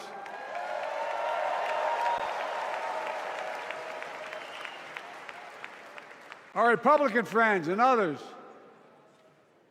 made sure they'd go abroad to get the cheapest labor. We used to import products and export jobs. Now we export American products and create American jobs right here in America, where jobs belong.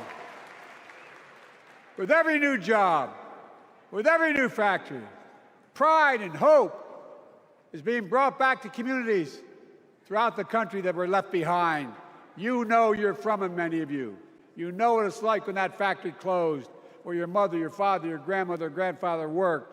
And now you're back, providing once again, proving that Wall Street didn't build America, the middle class built America, and unions built the middle class.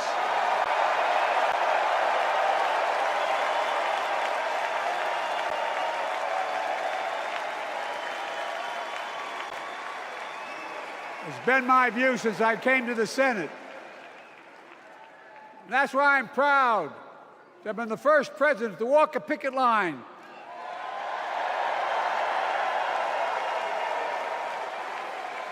and be labeled the most pro-union president in history, and I accept it. It's a fact.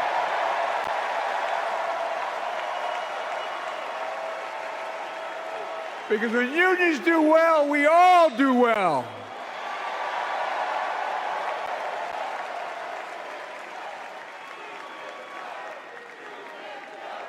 You got it, man. You got it.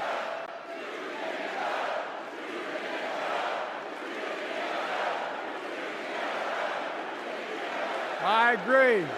I'm proud. Look, remember we told we couldn't get anything done because we couldn't get anything done in the Congress? Well, with your support, we passed the most significant climate law in the history of mankind.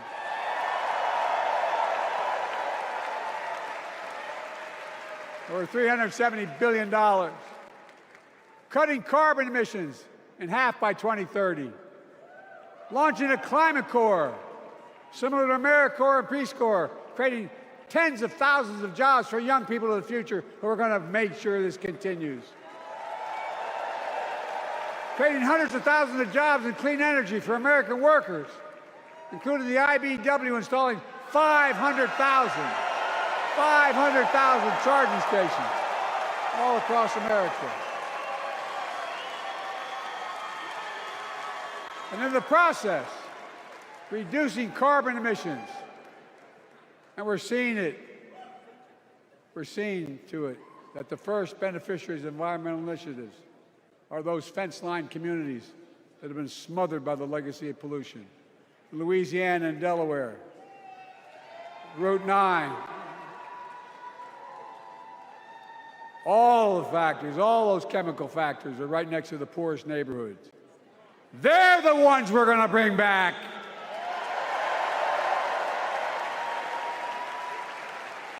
And how?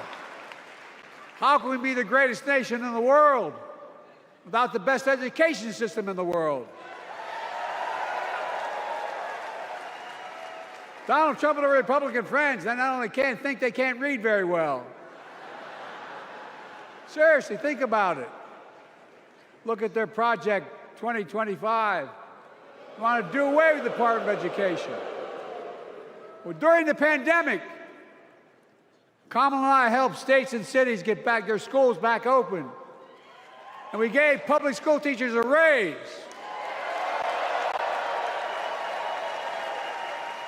We created apprenticeships with businesses and communities, putting students on a path to a good paying job, whether or not they go to college. And by the way, we're making college a hell of a lot more affordable.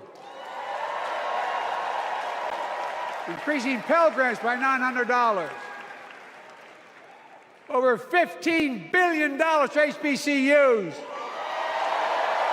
Minority service education, including Hispanic institutions and tribal colleges. We kept our commitment to provide more student relief than ever by lifting the burden of helping millions of families so they could get married, start a family, buy a home, and begin to build family wealth and contribute to the community and grow our economy. It's not costing us, it's creating more wealth. We fundamentally transformed how our economy grows, from the middle out and the bottom up instead of the top down. You know, my dad used to say there wasn't a whole hell of a lot to drop down on my kitchen table at the end of the month. I come from a basic middle-class family, 3-bedroom house, 4 kids, a grandpa living with us, decent neighborhood, but never a penny to spare. And look, that top-down notion never worked. A lot of Democrats didn't think it worked, thought it worked, but it doesn't. And when we did all that, what we've done, everybody can do well. Everybody.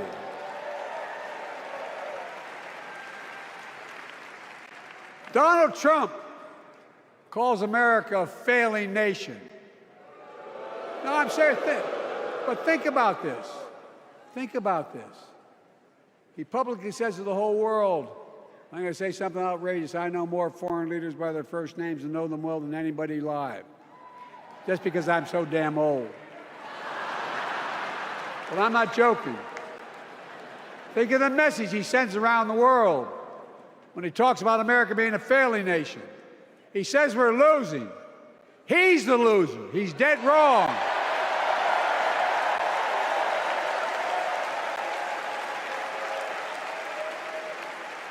Many of you are very successful people who travel the world. Name me a country in the world that doesn't think we're the leading nation in the world. Without America, not a joke, think about it. I'm being literal. Who could lead the world other than the United States of America? Well, guess what? America's winning, and the world's better off for it. America's more prosperous, and Americans are safer today than we're under Donald Trump. Trump continues to lie about crime in America, like everything else. Guess what? On his watch, the murder rate went up 30%, the biggest increase in history. Meanwhile, we made the largest investment, Kamala and I, in public safety ever. Now, the murder rate is falling faster than any time in history. Violent crime has dropped to the lowest level of more than 50 years. And crime will keep coming down when we put a prosecutor in the Oval Office instead of a convicted felon.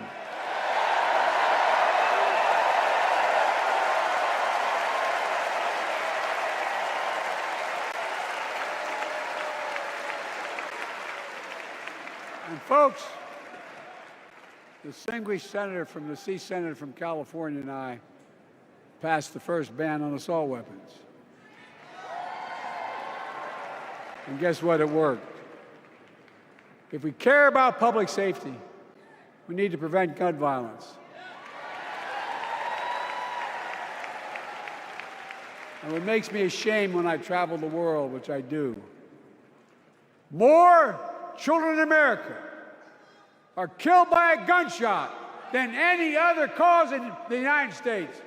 More die from a bullet than cancer, accidents, or anything else in the United States of America. My God. That's why Kamala and I are proud.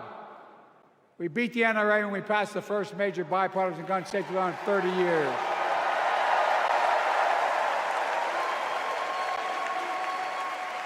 I'm serious. That comes from here. And now it's time to ban assault weapons again. And demand universal background checks.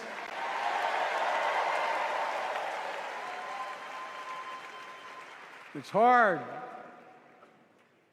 I never thought I'd stand before a crowd of Democrats and refer to a president as a liar so many times. No, I'm not trying to be funny. It's sad. Trump continues to lie about the border. Here's what he won't tell you.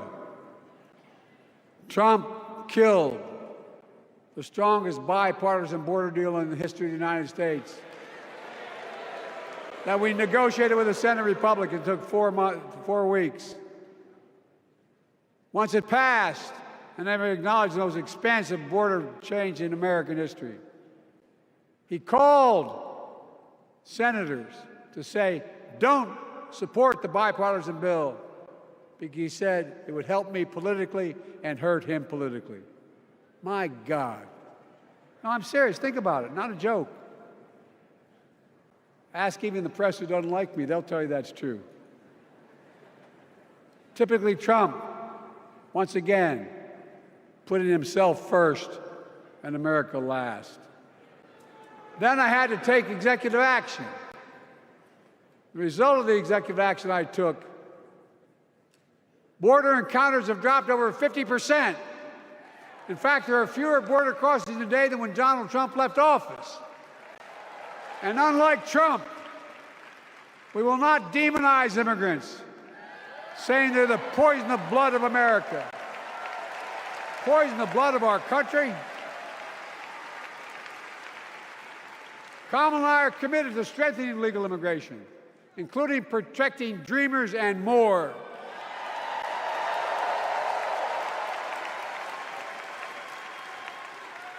And here's what else I believe in. Protecting your freedom to vote, your freedom to love who you love.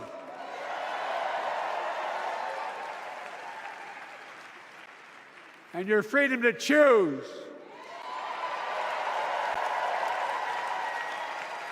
In its decision overturning Roe v. Wade, as you heard earlier tonight, the United States Supreme Court majority wrote the following, quote, women are not without electoral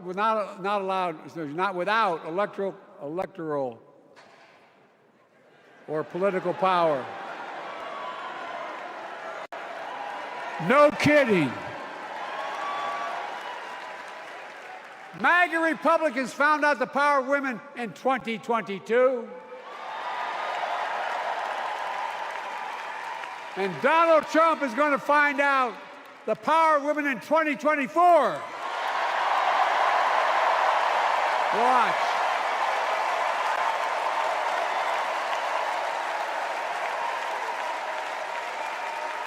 And where Trump and his mega Republican right-wingers seek to erase history, we Democrats continue to write history and make more history. I'm proud to have kept my commitment to appoint the first black woman to the United States Supreme Court.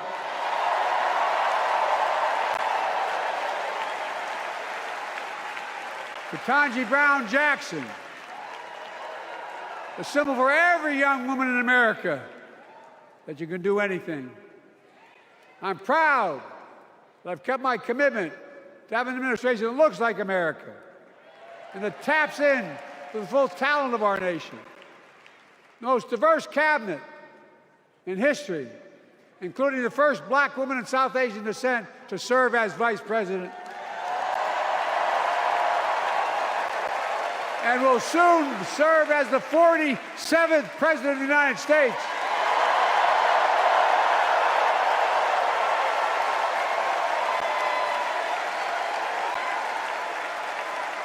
She is good. Look. Thank you, Kamala.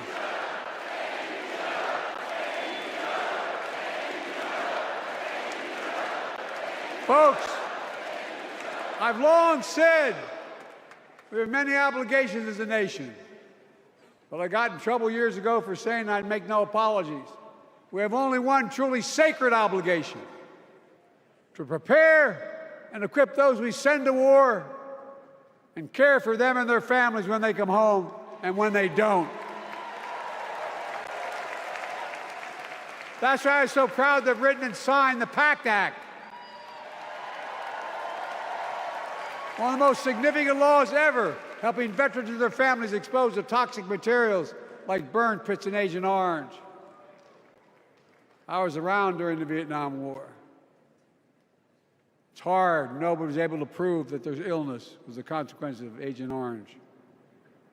And no one was able to prove initially that because they lived in burn pits like my son lived next to in Iraq for a year, that is the cause of their illness. But because of the PACT Act, a surviving spouse with 2 children is now eligible for a stipend of about $3,000 a month. And those children who lost a parent are eligible for tuition benefits to go to college and to get job training. It's already helping over 1 million veterans and their families just so far. Well, I love them, and I'm so proud of my son's service. We get it, but guess who doesn't get it and doesn't respect our veterans? We know from his own Chief of Staff, the 4-star General John Kelly, that Trump, when in Europe, would not go to the grave sites in France. The brave service members who gave their lives to this country. He called them suckers and losers. Who in the hell does he think he is? Who does he think he is? There's no words for a person. They are not the words of a person not worthy of being commander-in-chief, period. Not then, not now, and not ever. I mean that. I mean that from the bottom of my heart.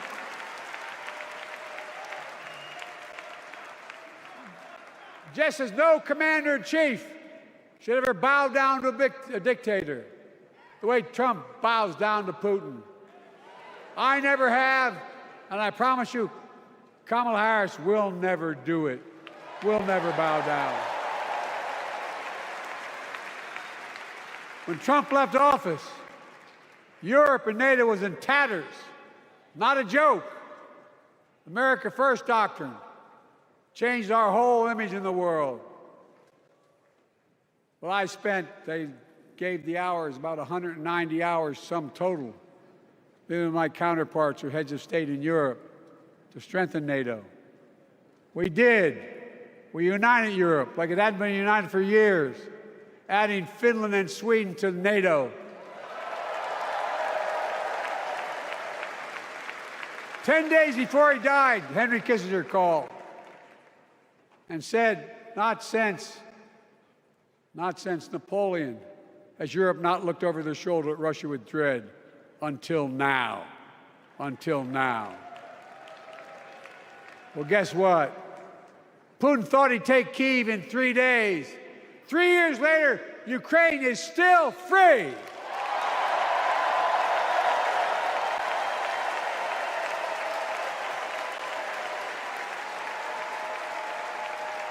When I came to office, the conventional wisdom was that China would inevitably surpass the United States. They haven't noticed. No one's saying that now.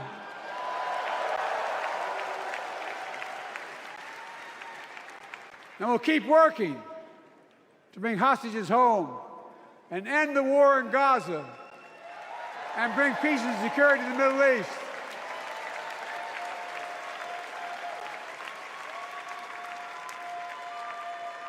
As you know, I wrote a peace treaty for Gaza. A few days ago, I put forward a proposal that brought us closer to doing that than we've done since October 7th. We're working around the clock, my Secretary of State, to prevent a wider war and reunite hostages with their families and surge humanitarian health and food assistance into Gaza now. To end the civilian suffering of the Palestinian people, and finally deliver a ceasefire and end this war.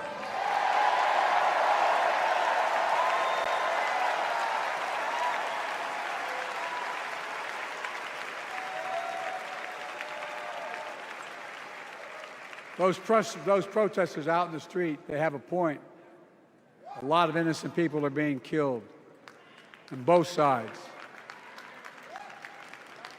Just as we worked around the clock to bring home wrongfully detained Americans and others from Russia in one of the most complicated swaps in history, but they're home.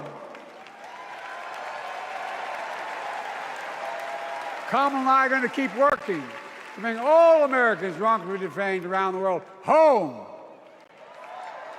I mean it. Folks, I've got 5 months left in my presidency.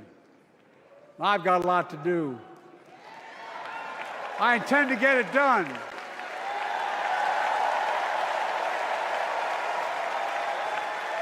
It's been the honor of my lifetime to serve as your president.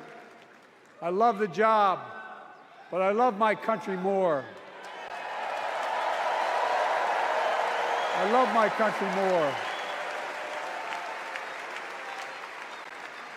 And all this talk about how I'm angry at all those people who said I should step down, that's not true.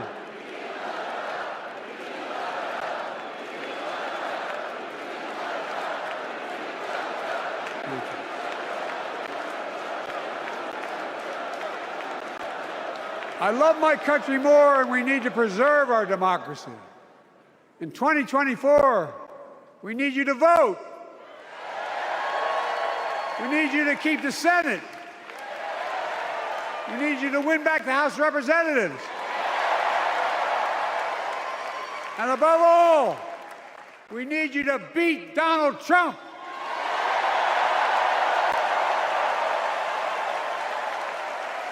And elect Kamala and Tim, President and Vice President of the United States of America. Look, they'll continue to lead America forward, creating more jobs, standing up for workers, growing the economy, lower the cost to American families so they just have a little more breathing room.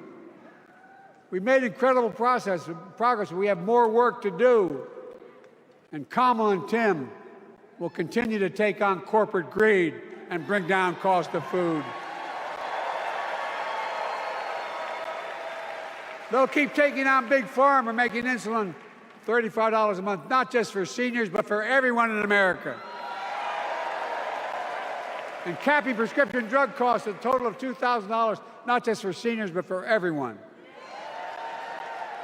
And folks, that's going to save America again tens of billions of dollars. Folks, they'll make housing more affordable, building 3 million new homes, providing $25,000 down payment assistance for the first-time home buyer, more than the 10 we approved. Donald Trump wants a new tax on imported goods, food, gas, clothing, and more. You know what that will cost the average family, according to the experts? $3,900 a year in a tax. No, that's a fact. Kamala and Tim will make the child care tax credit permanent.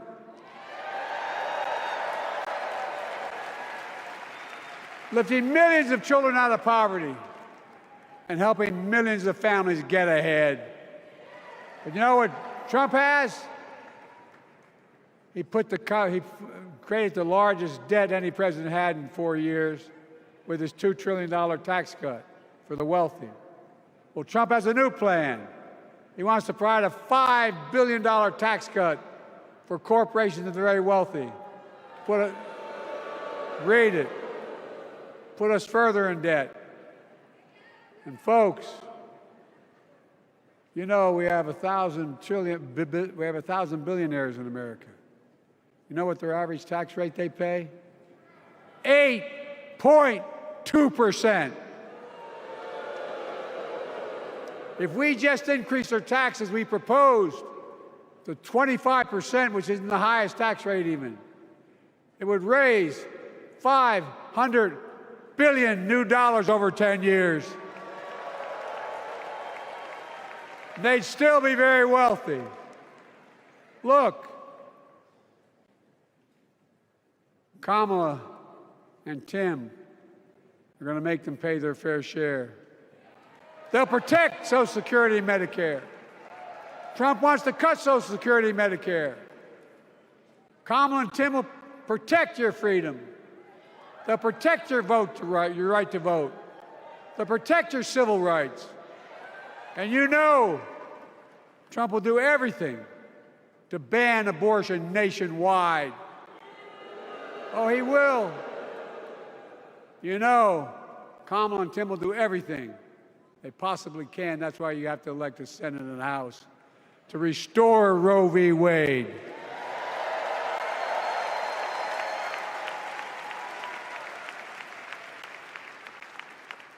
The ancient Greeks taught us that character is destiny.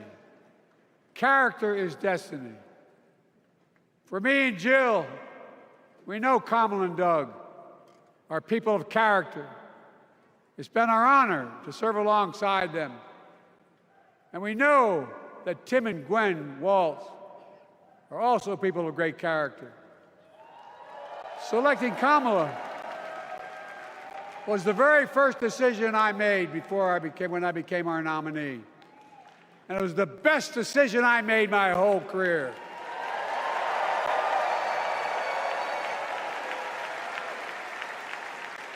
We've not only gotten to know each other, we've become close friends.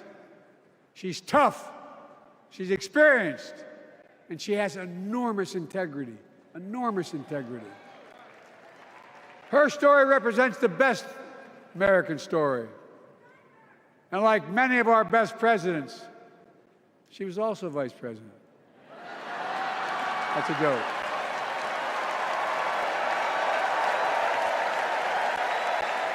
But she'll be a president our children can look up to. She'll be a president respected by world leaders because she already is. She'll be a president we can all be proud of. And she will be an historic president who puts her stamp on America's future.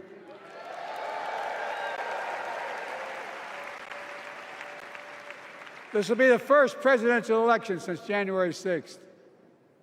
On that day, we almost lost everything about who we are as a country. And that threat, this is not hyperbole, that threat is still very much alive. Donald Trump says he will refuse to accept the election result if he loses again. Think about that. He means it. Think about that. He's promising a bloodbath if he loses, in his words. And that he'll be a dictator on day one, in his own words. By the way, this sucker means it. No, I'm not joking. Think about it. Anybody else said that in the past, you'd think he was crazy. He is crazy, but you'd think it was an exaggeration, but he means it. We can't let that happen. Folks, all of us carry a special obligation. Independents, Republicans, Democrats. We saved democracy in 2020, and now we must save it again in 2024.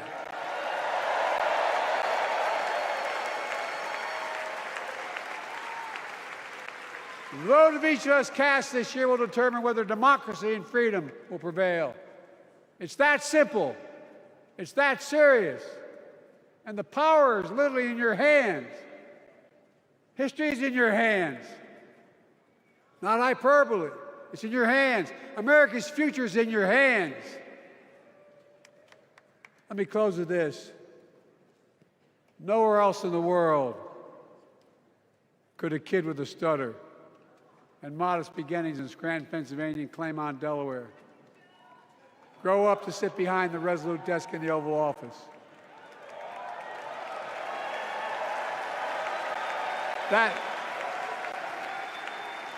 That's because America is and always has been a nation of possibilities. Possibilities. We must never lose that. Never. Kamala and Tim understand that this nation must continue to be a place of possibilities, not just for the few of us, but for all of us. So join me in promising your whole heart to this effort, and where my heart will be. I promise I'll be the best volunteer Harris and Walz has Cam ever seen.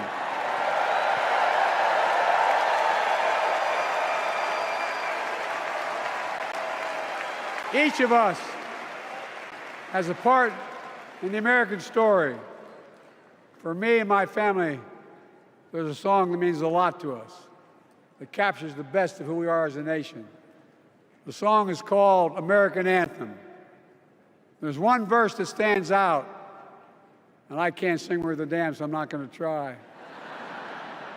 I'll just quote it. The work and prayers of centuries have brought us to this day. What shall our legacy be? What will our children say? Let me know in my heart when my days are through. America, America, I gave my best to you.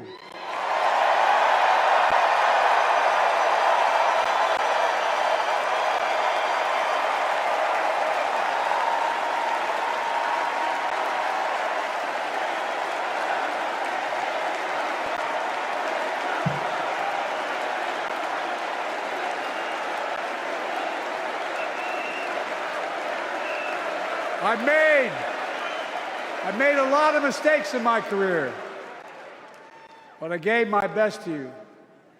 For 50 years, like many of you, I've given my heart and soul to our nation.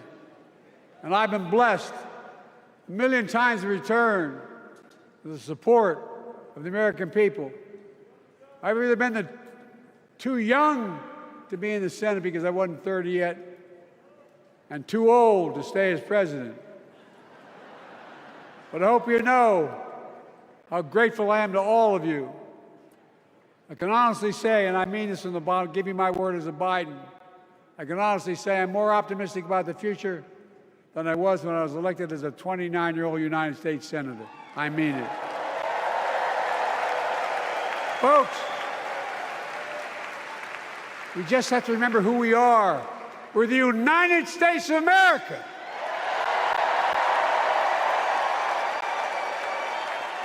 And there's nothing we cannot do when we do it together.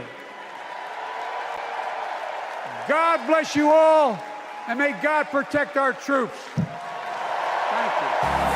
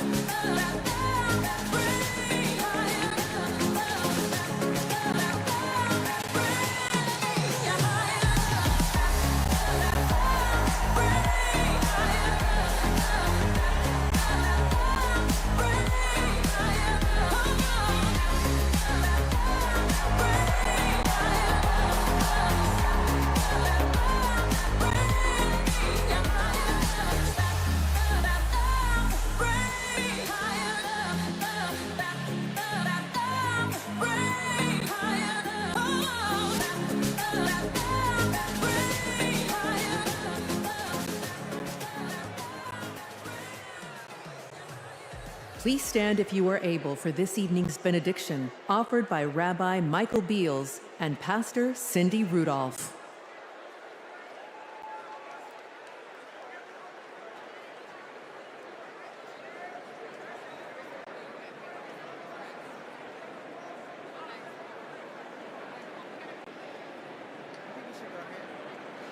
Tonight's convention theme, For the People, hint at the inclusive, bridge-building messages and policies the Democratic Party will require to succeed not only in November, but long after that.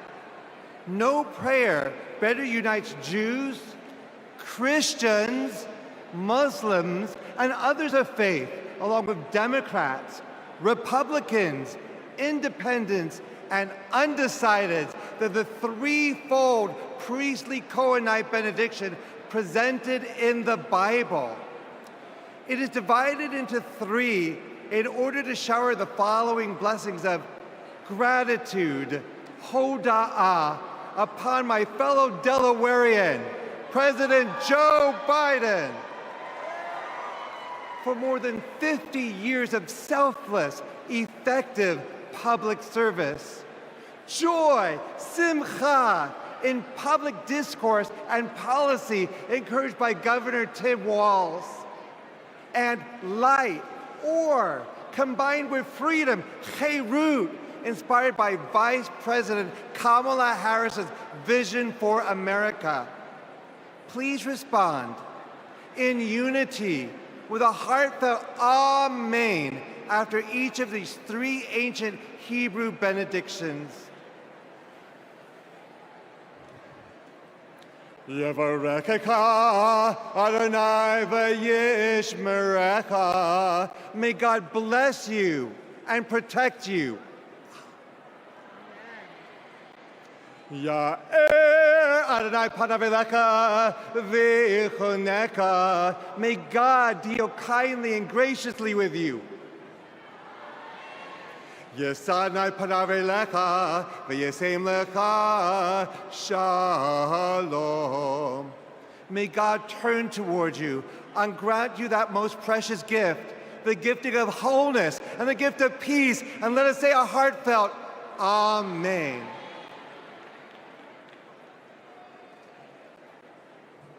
Most gracious, kind, and loving God, we thank you for this tremendous gathering of people invested in our nation's progress. Lord, as we look upon our leadership, we see what you require of us. To do justice, like the justice Vice President Harris has championed her entire career. To love mercy, like the mercy Governor Walz has modeled as a lifelong public servant and educator. And to walk humbly, like the humility President Biden has embodied with decades of outstanding servant leadership. Oh God, as we strive to work for the people, we pray you will unite our nation. Help us to choose hope over hostility, compassion over callousness, and liberty over tyranny. We recognize that we are living through paradoxical times, times that are precarious yet promising. But through God who gives us beauty for ashes, all things are possible. Lord, bless the work of our hands until the weak and meek become purposeful and powerful, and until the marginalized and disenfranchised become energized and mobilized. Inspire us to stand with our fellow Americans so this nation will be a light that shines for you. In the name of our loving and redeeming God, we pray. Amen.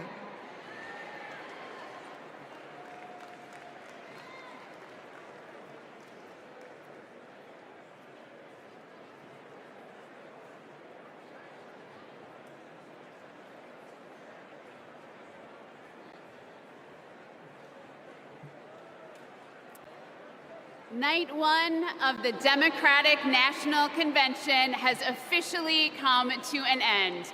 What an incredible day. Thank you, President Biden, from the bottom of my heart. You have restored the soul of our nation. You have given us all hope. The chair will now entertain a motion to recess our convention until Tuesday, August 20th at 6 p.m. Is there a second? All in favor, please signify by saying aye. All opposed? The ayes have it. We'll see you tomorrow night, everyone.